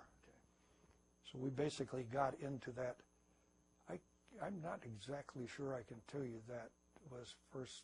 Yeah, I think it was probably first, second, third of October in there. And from there, where did you go? Well, that point we left the C-54. They took us in a C-47, equivalent of the old DC-3, and we flew from there to Nadzab, New Guinea. Now, if this is the eastern end of New Guinea, there's a town of Buna, there's Lae, New Guinea, it's Papua New Guinea, still not Indonesian control. This is independent. Lae was a harbor there. They'd taken from the Japanese, and inland about 20, 30 miles was a huge airfield called Nadzab. This was the big reassignment center. So at this point, while we had our cruise there, we were back in 16 square foot tents. Up the hillside away, fortunately, get real warm about 10, 11 o'clock. Breezes start blowing down the mountain, and it would be reasonably comfortable. But we ate in a mess hall with our mess kits, not even a tray now. They'd slap it on a mess kit, and we'd wash them in a barrel. And so it was getting quite primitive. Were there other crews there that had already been in battle, or people that you could talk to that could actually tell you about? No, almost everybody were new crews being assigned. There were a few there because they would send us out on rear areas that had been already taken and beaten to a pulp to get our initial bombing experience over a target where there'd be a few anti-aircraft guns. So there were experienced pilots leading those, but we never really met them or talked to them. They also started giving us LORAN training at this time. This is a radio navigation aid that was used over in Europe quite a bit and over in the Pacific. We had a later version of it in the Pacific, and it was very, very accurate long-range navigation, which we used a lot. So what was your crew's first assignment then, beyond just the going off with some of the experienced pilots? And when were you actually about to go into Well, after a few weeks there, and a trip down to Australia to pick up some new aircraft, which happens to be an airplane that we had seen at Hamilton Field. This one was painted olive drab with whitish color underneath and was radar equipped. It had a history of troubles coming across the Pacific, engine problems. And this is the airplane we get down at Townsville, Australia to fly back up to NADZAB. And we had a problem there on takeoff. They'd said the engine was okay. It really wasn't. Before we could get enough altitude to throttle back very much or even turn, we had flown clear out over the Great Barrier Reef, about 50 feet above the water, couldn't climb. And we were wondering any moment where we're going to have to ditch right there. This airplane later on showed up when I got finally assigned to a certain squadron. There was the same airplane. This is the one I have sitting on the wall out there at our so-called O Club or office at our hangar, the CAF hangar. I flew that airplane 16 missions finally. But so let's try and understand now. Your crew, you have an airplane assigned to you, and you get orders to do what? Well, at this point, we have an aircraft assigned to us to deliver up to the base that we're going to go to. It's not really assigned to us. So we sign for this airplane. Essentially, you buy it and sell it back when you get there. If you lost it, I don't know how you'd pay for it. But we flew up then to one of the bases, which was called Nomfor, an island up along the north coast of New Guinea, where one squadron was still located that hadn't moved up yet to Morotai. We stayed overnight there, flew on up to Morotai, and at that point, of course, the aircraft was delivered to a certain squadron or to the group, and we didn't necessarily have anything to do with that one again, might have. And we were assigned at that time to the 371st Bomb Squadron. We got there right at the time when some of the last of the really serious Balikpapan raids, where they're bombing the oil fields, where they would be met by 50 or 60 Japanese fighters, escorted on their third mission by P-38s, which Lindbergh had helped train on getting their range. Some had to drop them on the way back even. They stayed to fight. But we got there as that last mission was taking place.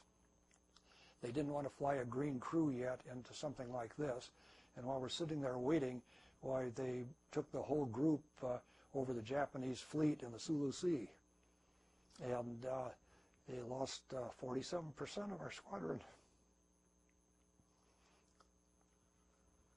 So what was your first assignment then from that point? Well, this is interesting too, because we were getting air raids every night, and particularly when it was moonlight. So they were trying to keep us awake at night. About every 2 hours there'd be an air raid. This went on for about a week, and we still hadn't flown a mission ourselves. And they reassigned us to the 868th Snooper Group back at Nomfor. So they sent us back there for radar training. And we would be night, loading airplanes out, snooping around at night. That appealed to me somehow. It's a little bit more interesting, low altitude night stuff. And so we're about 2 or 3 weeks into our training there when all of a sudden they sent some new crews from states. So they sent us back to Morotai to the 424th. That was the squadron that had lost a whole bunch of people. So we missed out on these roughest of missions right as we got there due to this juggling around, which was greatly for our benefit.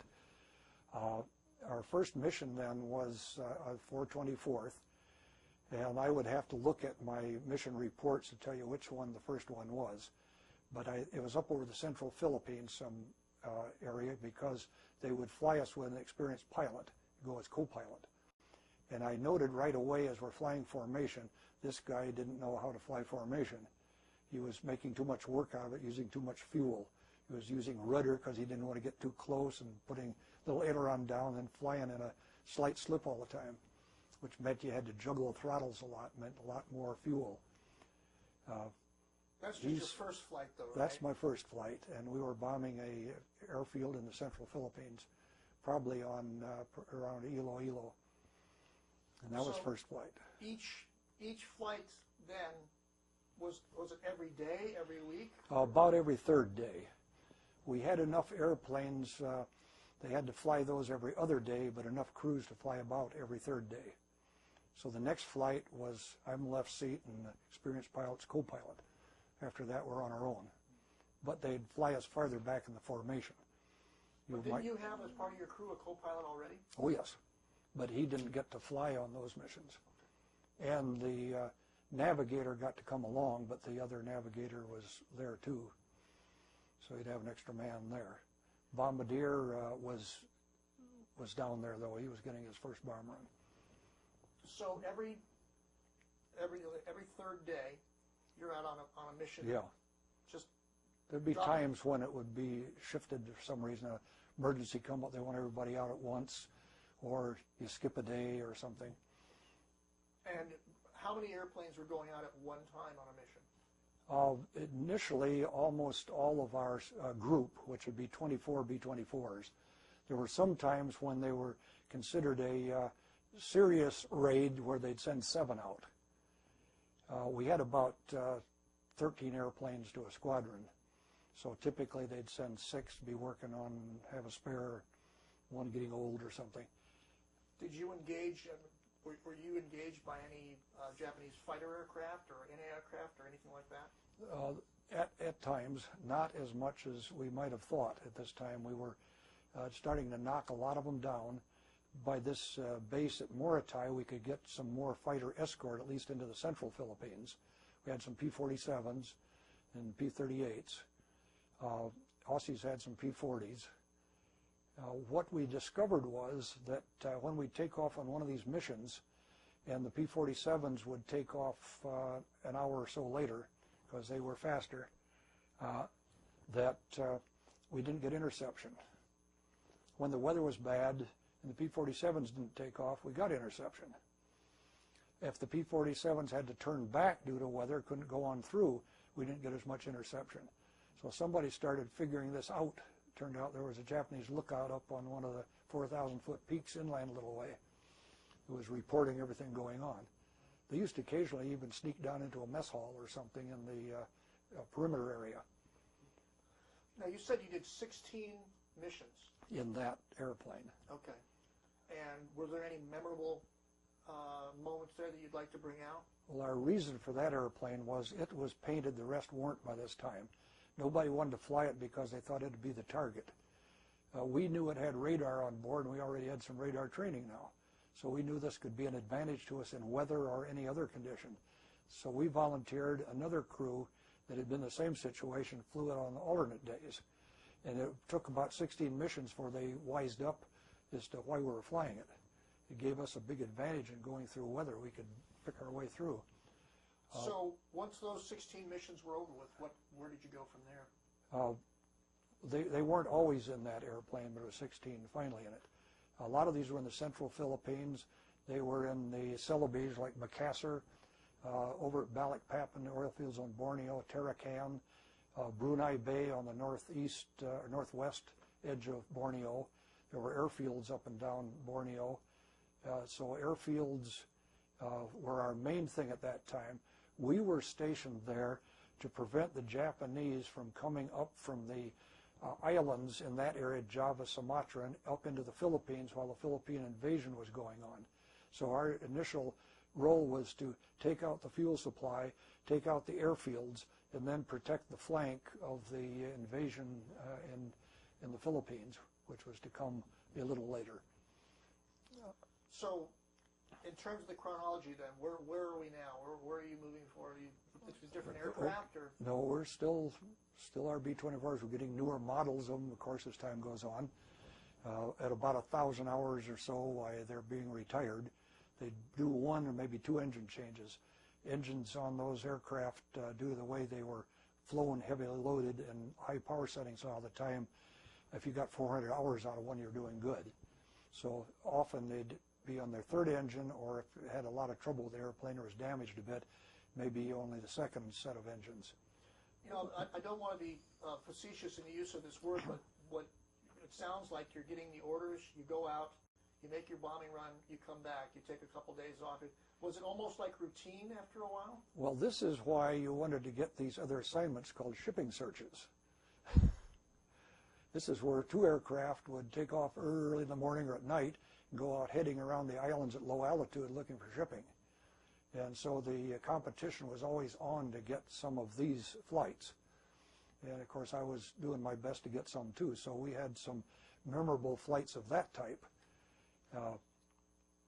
One was, we were supposed to go photograph an airfield in Borneo at Banjar Mason. This is in the southeast but inland away. We had a route that was to take us over the central Celebes, on down through the Macassar Straits, down around the south, come back up in that way. When we started out that morning, headed toward the Celebes, we were hitting 90-knot headwinds. So we're afraid we're going to be a little bit late and be careful on fuel. We got into Macassar Straits, undercast. We're flying about 6,000 or 7,000 feet. The clouds were down about 4,000 feet. And radar picked up 7 ships in a formation.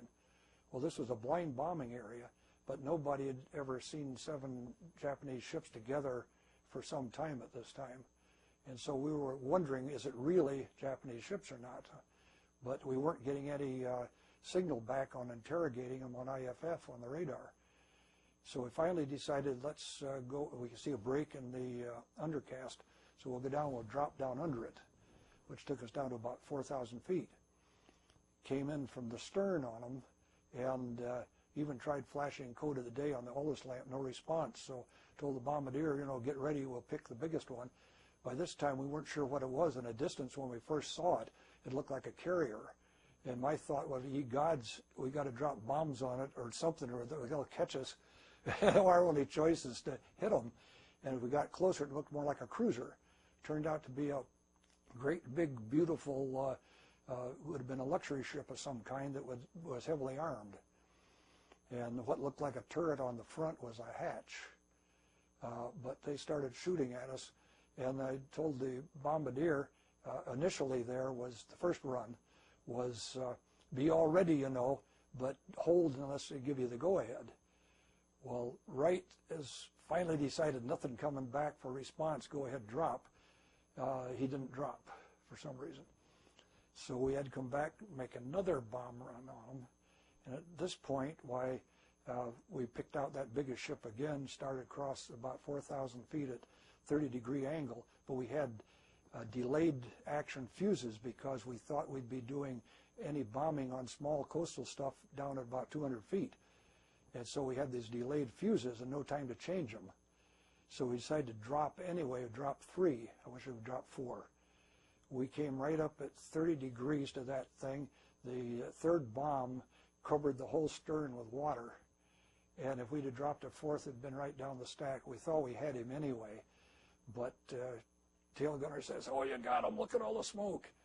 We make a turn and all the smoke's coming out of the stack. This guy is forced draft making circles as fast as he can. Our second airplane with us didn't follow instructions. I think he was afraid to go over it. He was out too far. He was supposed to be right on our tail in trail to, when the ship would commit on a turn, to be the second one to bomb. We should have had him. I think we buckled a few plates. But we came back, made another run on a slower freighter, missed him by more. And then our prime assignment was to get this airfield for photographs. So we had to leave them. We tried to call submarines out in the open. We knew there were some around, never got an answer. couldn't get communications back to the main station to tell them what was there, and had to go on down to this airfield. So we went, sneaked all around the southern coast of Borneo and played a few games about where we were going, headed up the river at low altitude, then climbed to 4,000 feet over the field to take pictures. We surprised them because nobody shot at us. But by the time we turned and started climbing out, why, there were 4 fighters after us.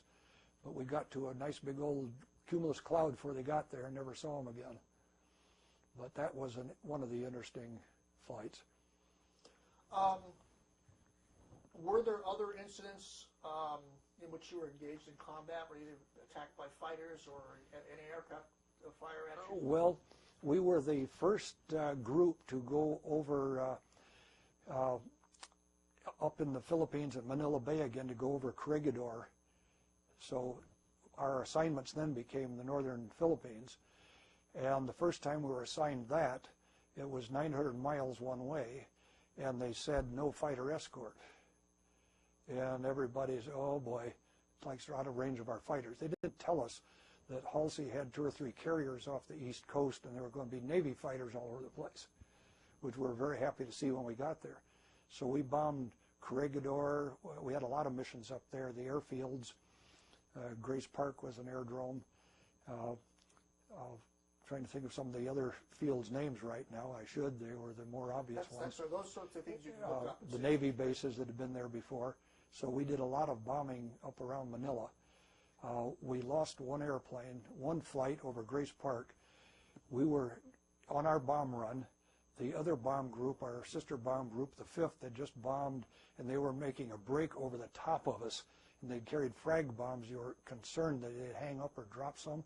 That was scary. You're looking up there to see what was happening, trying to fly formation. Tail gunner says, do something, because the black puffs of smoke were walking up behind the airplane. Never got there for some reason. And right then we were able to make a break. So anti-aircraft fire there at Balikpapan, particularly bad there. The airplane on our left wing got hit, number 2 engine, and the bombardier got hit. I mean, we did not get into as many, but when we did, they were quite combative. I have to stop a moment here. A little sniffle. All right.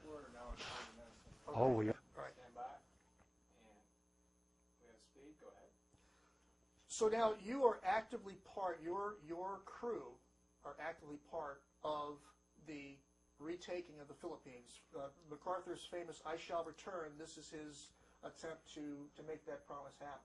Right. One of the main reasons that the island of Morotai was taken was to put aircraft on it that had the ability to get all the way all over the Borneo area, down in towards Sumatra, Java, Celebes, and protect the flank of the invasion that was going on in the Philippines. There were also major oil fields in Borneo and some of the islands through there. And the object there was to take those oil fields out, deprive them of fuel for their aircraft. So it was to cause a lot of attrition on their aircraft, take out their shipping wherever you could, isolate them, and keep them from coming around and giving MacArthur problems. But as you're well aware, the Japanese had a big fleet in there, which they tried to put around in there at one time. And we could work our way into that pretty soon.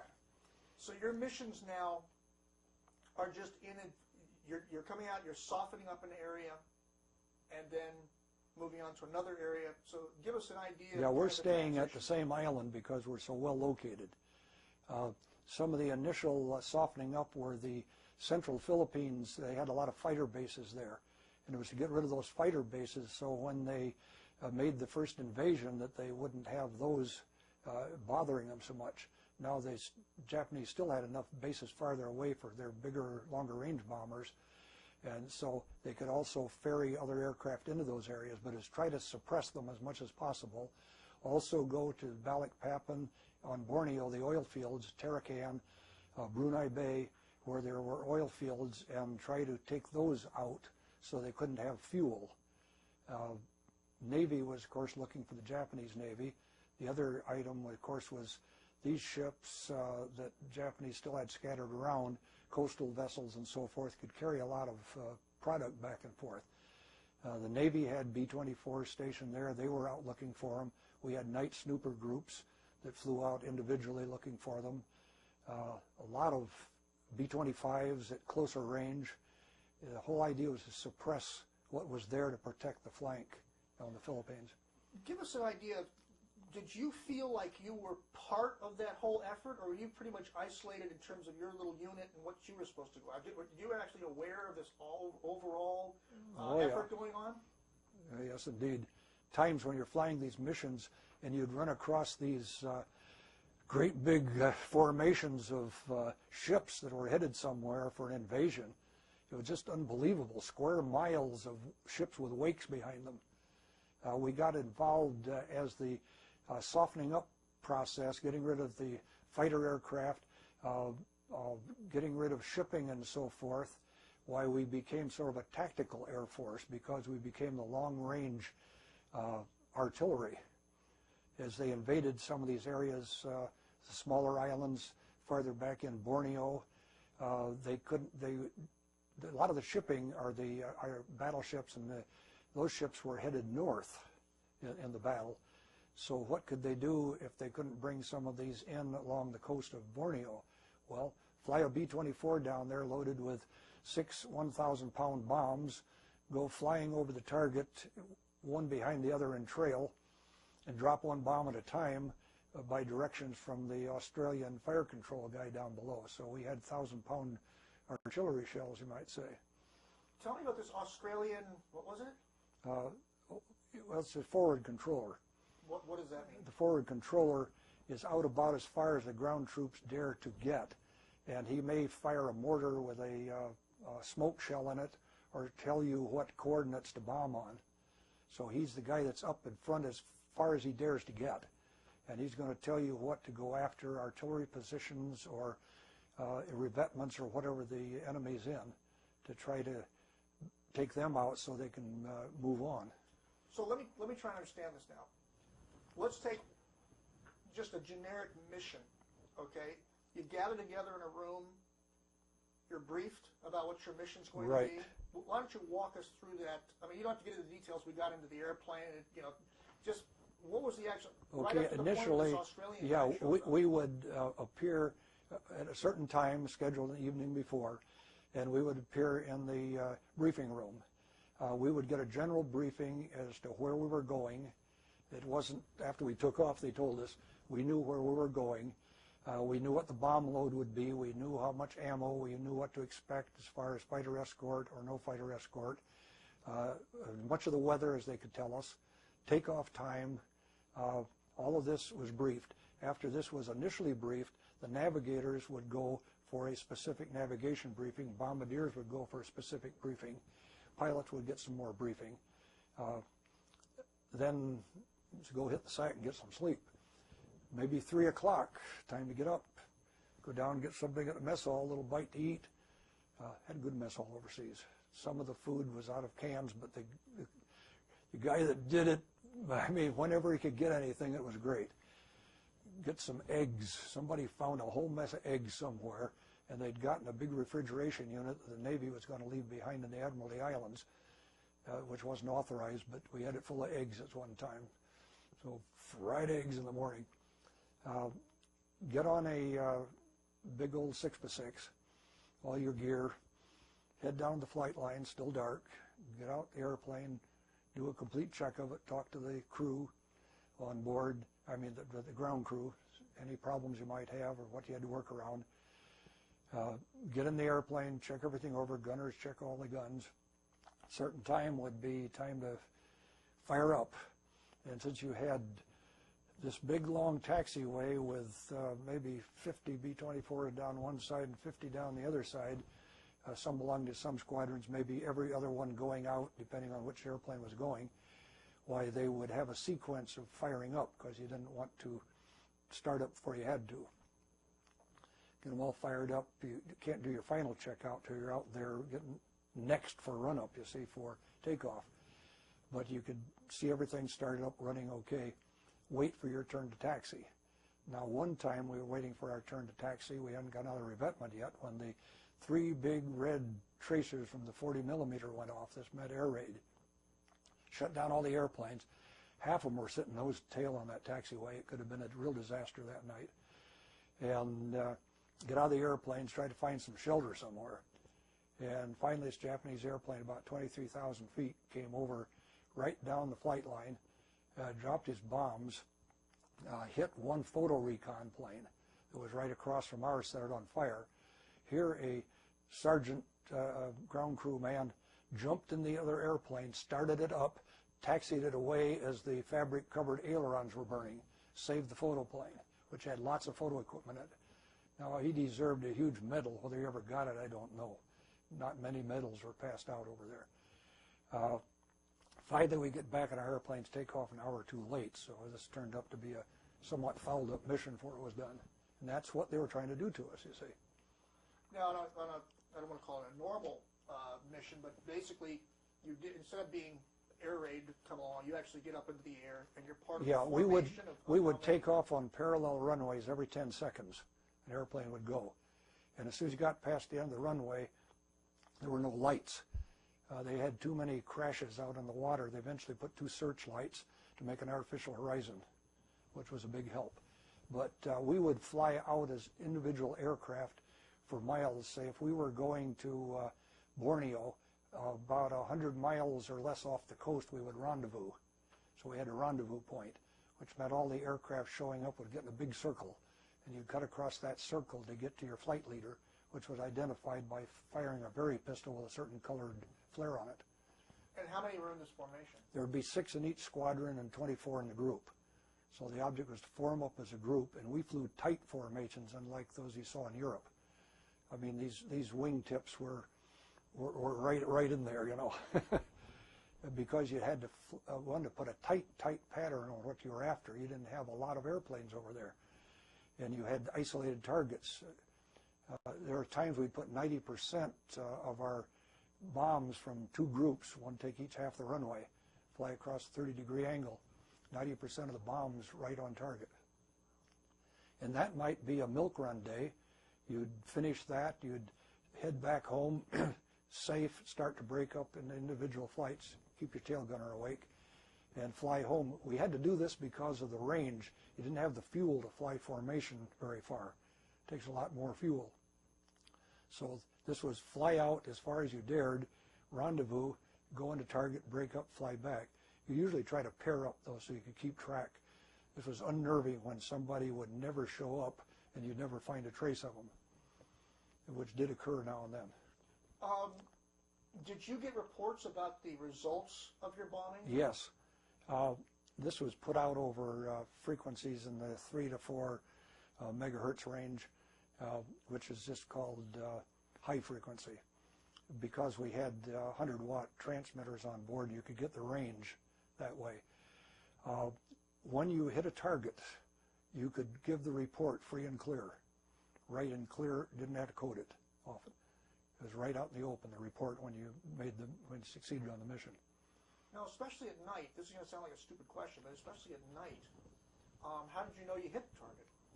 Well, you didn't always. You might get a nice fire and you could report that. And we didn't do any massive night raids. Most of these night raids were sneaky night raids.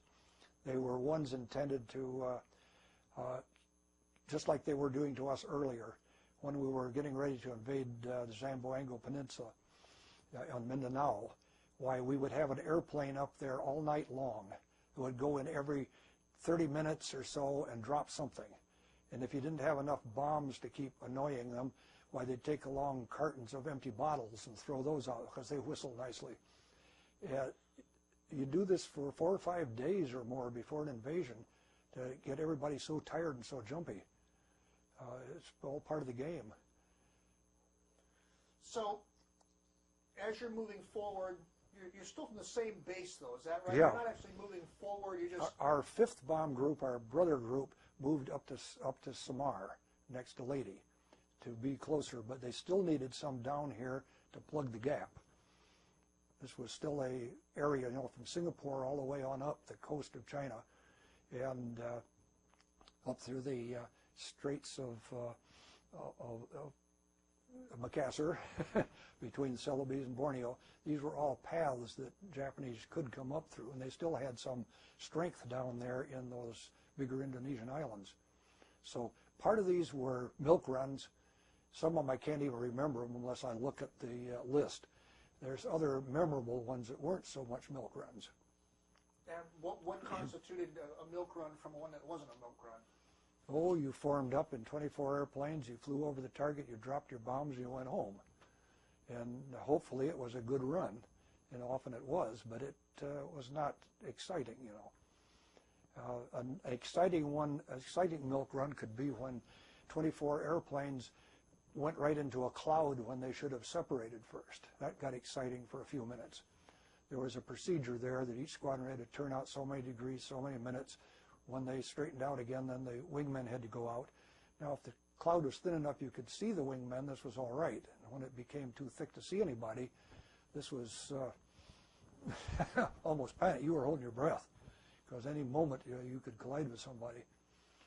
Luckily, this didn't happen often. Well, in your group, it didn't happen at all. Is that correct? Or well, you we never actually ran into anybody else? No, we had 2 or 3 serious situations where you couldn't see anybody for quite a while, and one squadron could have been run into a mountain because the navigator was off course, and that mountain appeared between layers of clouds. Fortunately, they didn't move too far over the right when it happened. I was really scared for them. Well, at a certain point then, are you accumulating, with each mission, are you accumulating the ability to finally go back home, or how does that work? Basically, it was 35 missions. That was the plan over there. Flew 35 missions, you could go home. I wanted to be a flight lead, had to fly 10 more missions, so I flew 45. And as we got toward the end of these, up in the 30 missions area, then starting to fly flight leads and stuff, the times my crew would be flying with somebody else and I would be flying elsewhere. Now, this didn't make me too happy because I originally had asked them not to fly my crew with anybody else. And that gets into a story of how we lost 2 crew members. Well, why don't was you... with this other flight. This was another one of these missions where several airplanes went out instead of the whole group to do a little dirty work. And this was going to be 4 airplanes that went to Makassar to harass them and maybe bomb the airfield again. The night before, Bomber Command wanted a check of the Loran chain, which was the whole radio navigation system of that area. And we were to fly from Morotai to the Palau Islands, which are way up there, 500 or 600 miles east of the Mindanao, way out in the Pacific. Fly there, fly to Mindanao, fly back to Morotai, and do celestial navigation and check the accuracy of the Loran chain. Well, we got into a flight there into Thunderheads, no navigation, the Loran chain went out, had to find Peleliu up there, the one island in the middle of the night. I won't even get in the details there because that was an exciting thunderhead flying for miles. But net result, I was back that morning sacked out. I didn't even know they flew my crew with this other pilot that day. They got intercepted at Makassar, got an engine damaged, and he was trying to not let them know it was damaged, so they went right on out over the straits with the engine still windmilling. And then he tried to climb back up to altitude to get over some other mountains where he could have gotten through at about 4,500 feet, but he tried to climb back to 9,000. Unfortunately, this fellow was known with a moniker as Trimotor, and when I heard that the crew was out with Trimotor, I was already worried. He brought the airplane back with 3 engines more than anybody else, and I had to feel that was the way he set power settings and stuff on it. Maybe it was just bad luck. But they had to bail out over the Togian Islands, which are some little islands in the Gulf in the way the Celebes is built like a horseshoe almost. And these were supposed to be safe areas. It turned out there were Japanese on board. And the Catalina, which is a flying boat, was used for air rescue, was following the mission of the main mission over at Borneo, had managed to pick up 5 or 6 of these guys on the way back. The others weren't down out of the area yet.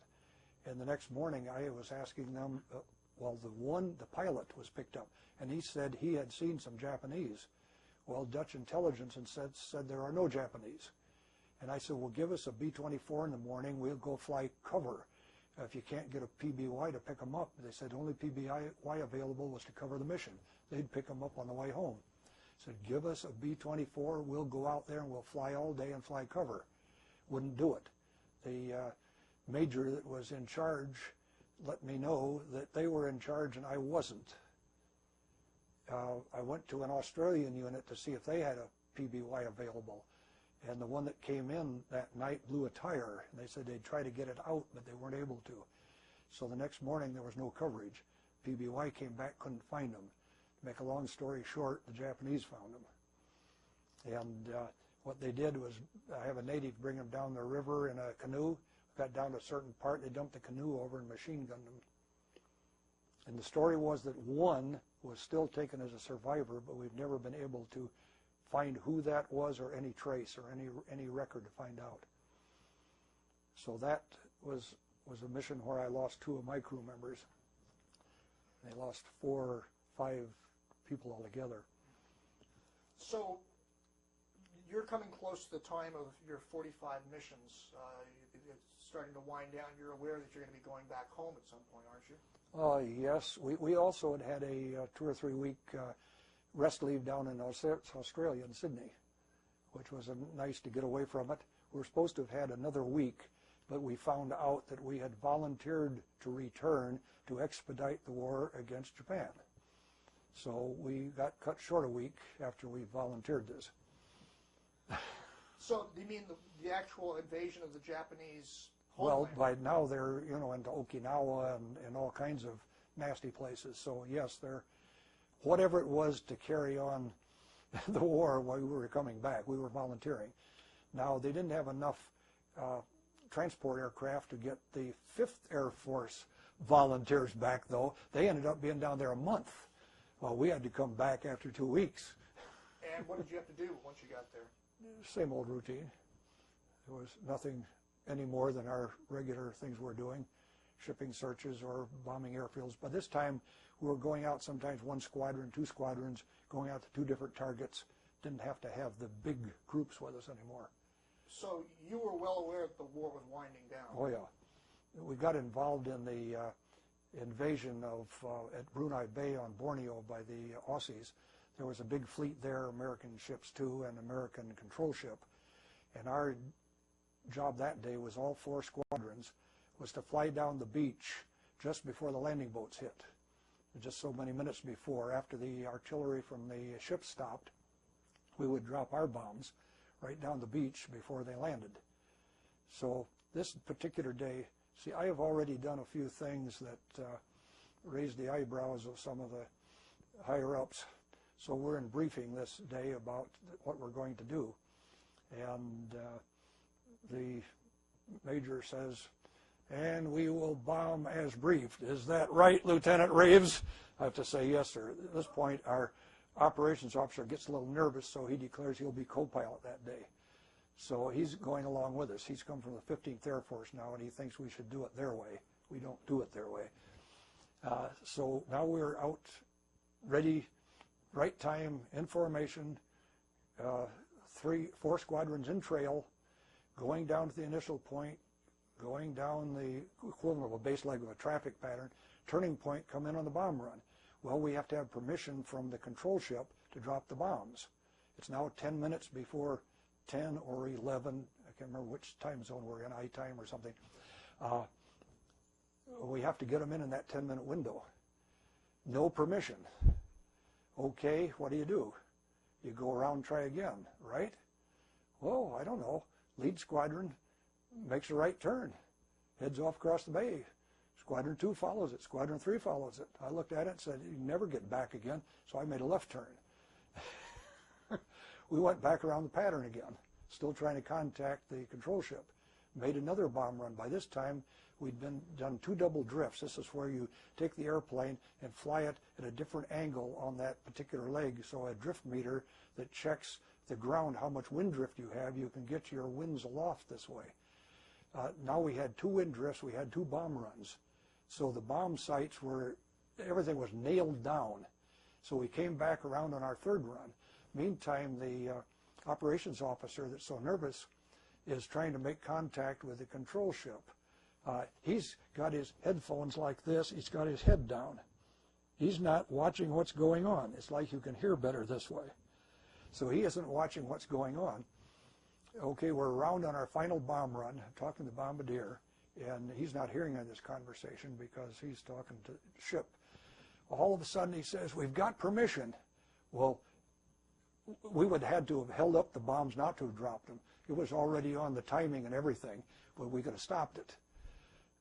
So at this point, we let them drop. Of course, the airplane goes, guy pops his head up, the captain, "What was that?" Bombs away. He looks up, "Where are the other airplanes?" "I don't know, I haven't seen them for 10 minutes. He's panicked at this point. He thinks we're in for a heap of trouble. He says, "Take a look, got them all on the target. You know, every bomb's on the beach." "Where's the other airplanes?" "I don't have a clue." So we start off across Borneo to head for home. We're on the East Coast. When we hear they have dropped on some tertiary target somewhere, all of a sudden he brightens up. Big smile, "The 424th has done it again."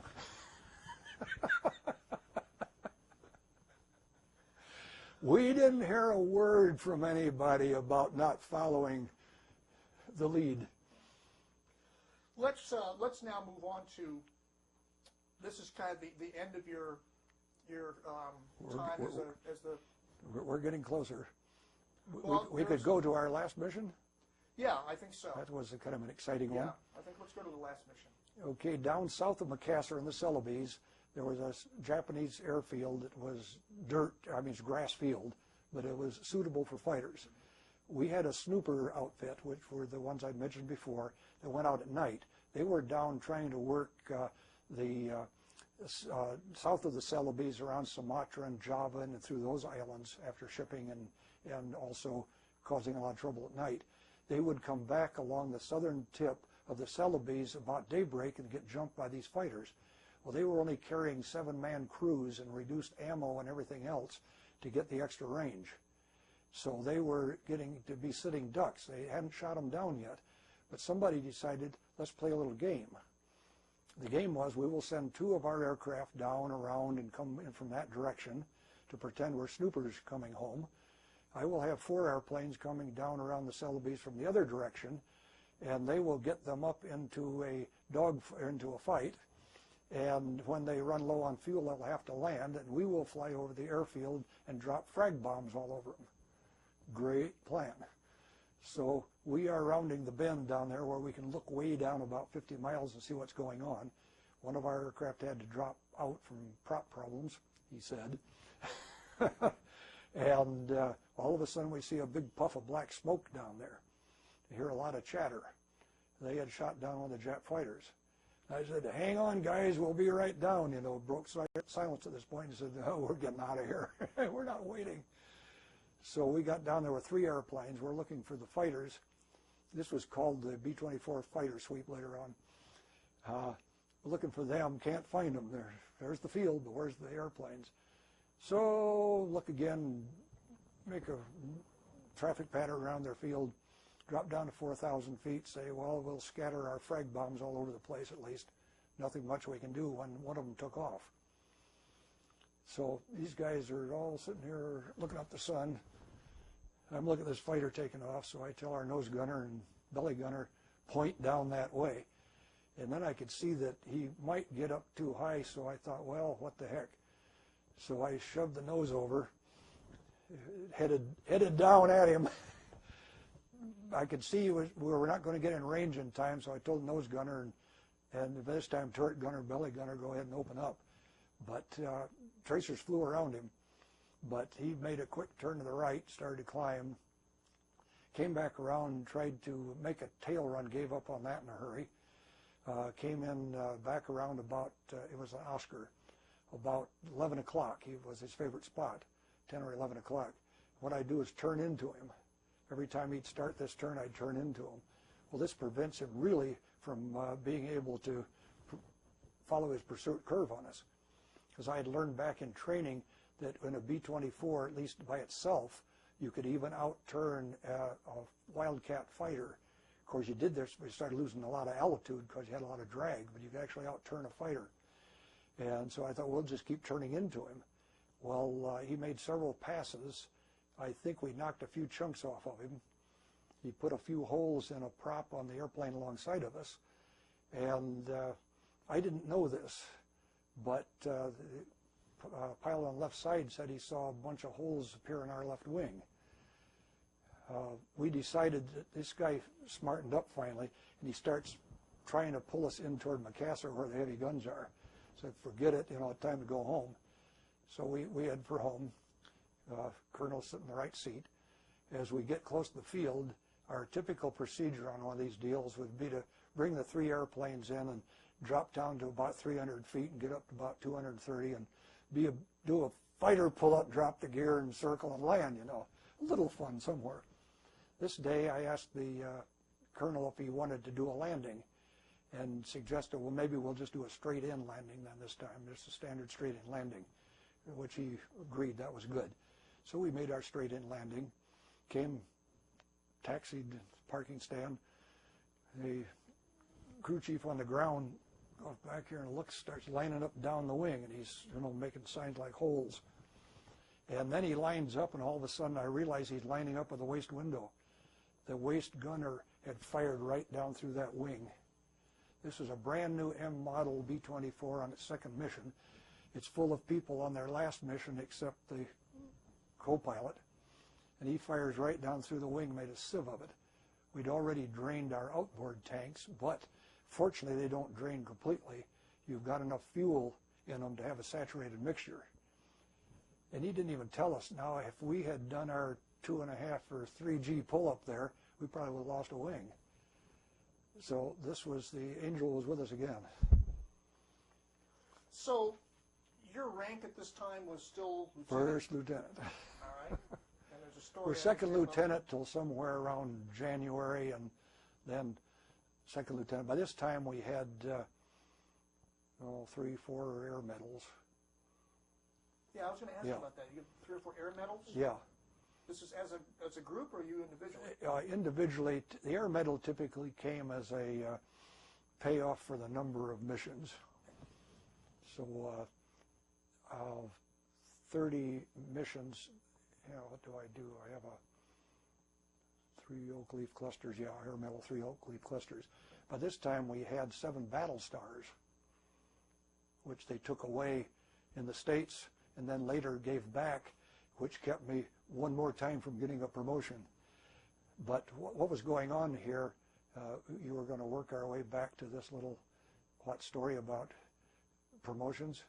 Yeah, I guess. Okay, we're first lieutenant, and typically, if you wanted to be flight leader, why, this qualified you for promotion to captain, and also 10 more missions. So I am flying my 10 more missions, but the promotion never seems to come through. Now, we did have a crew there in the squadron that came over from the States that had known one of the group operations officers in his hometown, which I wasn't aware of at the time. He became a captain, a flight leader fairly early.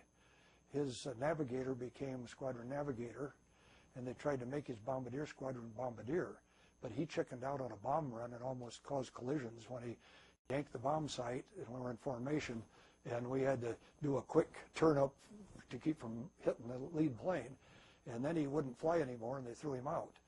But the co-pilot was a sharp guy, and he was made a first lieutenant. And I found out a week after I left, he was a captain. All right, so let's... So things, politics, did show Lost the up. light? Yeah. All right, we should wind up then. Yeah. Just mentioned about... Indianapolis?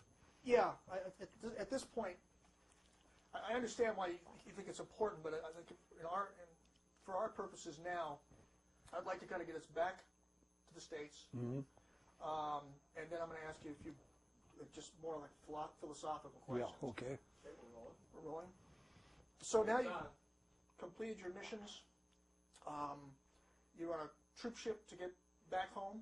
Yeah, so we were sent up to Manila. There we waited a few weeks, put on a troop ship. It turned out to be a Dutch merchant ship, built in 1929, a diesel 29,000, 30,000 ton ship. It was built for the Indonesian trade where they would take people to Mecca originally, so it had quite a few cabins in it. We had a whole bunch of people on board that ship headed back, and we headed out through central Philippines with a frigate as an escort and several Navy transports. Went through stop at Ulithi, I believe it was, one of the volcanic island areas there, which is just a big harbor with coral reefs, and then off toward Hawaii. Now, we started out in a very calm area of the ocean, so by the time you got farther east, everybody had their sea legs, so we didn't have any real seasickness problems. I turned out to be a mess officer on board on the way home. This got me a chance to get a fresh loaf of bread every day to take up to the wardroom where the officers ate. So there was always a table with the space waiting for me because I had that loaf of bread. So where did you arrive? I mean, Hawaii, of course, is the United States, but where did you finally arrive? We got a day there, would you believe, a day and a night in Hawaii. That's my visit to Hawaii for my lifetime. We left there, headed towards San Pedro, California. It took about 4 days at that point. And as we were leaving, the carrier Enterprise, the one left, you might say, of the big carriers that started the war, one with that great big huge slab smokestack on the side, was headed out also for somewhere. Of course, he left us in the wake. But by this time, the diesel engine was able to run back at its 18-knot speed again, so it only took us 4 days. We were able to get some fresh water at Hawaii, too. We'd run out, except we had to take saltwater baths, just little fresh water to rinse off. Now we had all these tans. We're yellow from taking Atabrine. That's a chemical that's similar to quinine to protect you from malaria. It makes you yellow, and you get this suntan, so you have this yellowish suntan cast. Now we get fresh water between Hawaii and San Pedro, a nice shower, and what happens? Our suntan starts to wear off, or wash off, it seems. So by the time we got to San Pedro, we were more yellow than we were tanned. It was cloudy most of the way. We were getting into a lot of choppy water. I could mention out in the Central Pacific, we didn't get into real storms, but one time we were in swells that were so big that the bow of the ship would go under and the screws would come out in the back and the diesel would try to speed up. So now you've arrived in the United States. 33 days later. Okay. And were you still going to be still in the military, or you now? Oh, yeah, no, you're still in. By this time, they'd already celebrated the VJ Day. Our celebration for VJ Day was the Dutch crew found some beautiful little filet mignon somewhere stashed away, and some light-colored wine. We had a little glass of wine and a little steak. It was so tender you could probably eat it with your fingers. Best filet ever. But that was our celebration. When we got into States, we docked at San Pedro. I think they had a small little military band play a little bit or something, but no civilians, no nothing. Got on a train, went to Camp Hahn, that's in Southern California, out toward Riverside. There we were processed. We were told that certain stuff we had with us would have to be turned in and so forth, unless somehow or other it got shipped by Railway Express home. But somehow or other it all got shipped by Railway Express home. So did you arrive back home then? No. Oh. I got on a train. I took my spot to start my leave at Seattle. My high school girlfriend was up there in Seattle, and we had been writing seriously during the whole war, and I went up there to see her. So I spent a week up in Seattle, and then I had to get home. Now my orders didn't read Michigan. I had to find a way home. So I went to the air base at Boeing Field and tried to get a flight out. I couldn't get a priority. I didn't have a leave that stated, but all kinds of other people. There were Swabbies, there were Marines, everybody else, they were giving a flight out. But I had my wrong Air Force orders. I couldn't get it. It was Air Force airplane. And these guys didn't have orders either. I finally ended up having to take a Northwest Airlines DC-3 flight. Almost got air sick on the ground at Spokane while I was taxiing. I couldn't believe it. Never been air sick in my life. Got home. So when you arrived home, you were met by your family? Well, I got into, from there to Chicago, took a South Shore, it was electrified line out to somewhere around New Buffalo where I could get a bus which would go right by the farmhouse on old US 12. So that's how I got home. And what was the reaction of your family when you arrived home? Oh, quite cheerful. I mean, you know, you don't jump up and down like you see some people doing and go crazy and cry and wail and so forth. I guess it's not in our culture or something. We were brought up. It took about a day before the cat acted like he really knew me that time. What was your mood upon returning home safe, back to your family, back to the farm? Like I had a great experience that I wouldn't trade for anything, but I probably wouldn't like to repeat it, which many people have said this, I believe. See, we had a 1-month leave at this point, and then we had to return to Santa Ana, California for reassignment. And of course I had to get back there some way too because I didn't have the right orders. It cost me another airline flight. But so I had a month at home. I wired for an extension, which they were giving at this time because so many people were coming home. I asked them to send it, collect Western Union. They didn't. They sent it by military to somewhere and mailed it. It got home a day after I left. I could have had 2 more weeks. Went up to Kellogg Field. As a matter of fact, during this period of time, I went up to Kellogg Field. That's in Battle Creek at the time. They had C-47s. I wanted to get my flight time in, so I get my flight pay. So I went up there and flew C-47s for a while.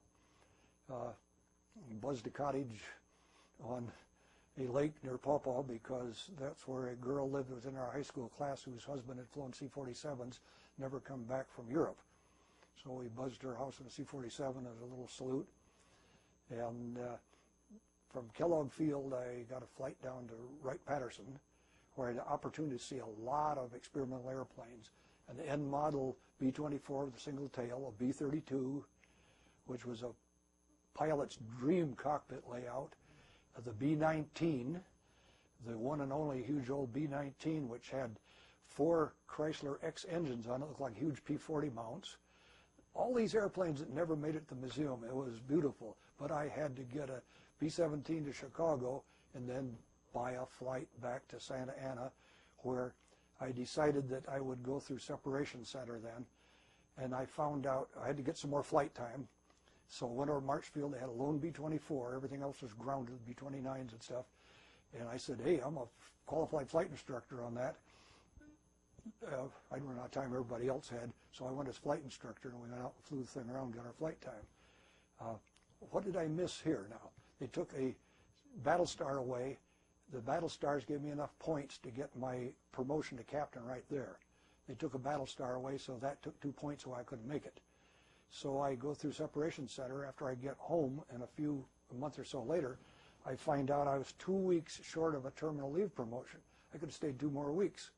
It was 1956, after being flying in reserve and everything else, before I finally got the promotion to captain. And this was when Congress or the president or somebody said, hey, all these guys for so many years, mandatory promotion.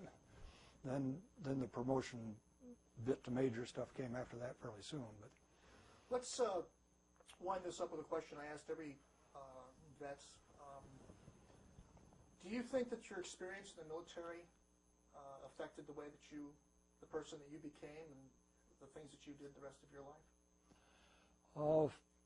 I don't know whether, I know it did in many respects, but I don't think it greatly changed that, because I was headed for engineering school to get into some form of mechanical or electrical engineering. I did that anyway.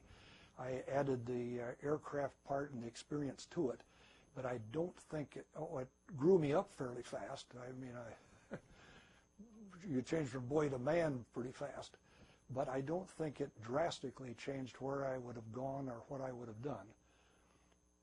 Okay. And looking back on your experience then, do you feel like you were part of some, probably not at the time, you were just part of the war, but looking back now, I mean, the things that have been said about your generation, the greatest generation, and Brokaw has talked about, obviously we think it's important because we're here interviewing you. Looking back on it now, do you feel like you were part of something, a part of history that perhaps affected this country? That do you feel part of it? Oh yes, we felt a part of it while we were doing it.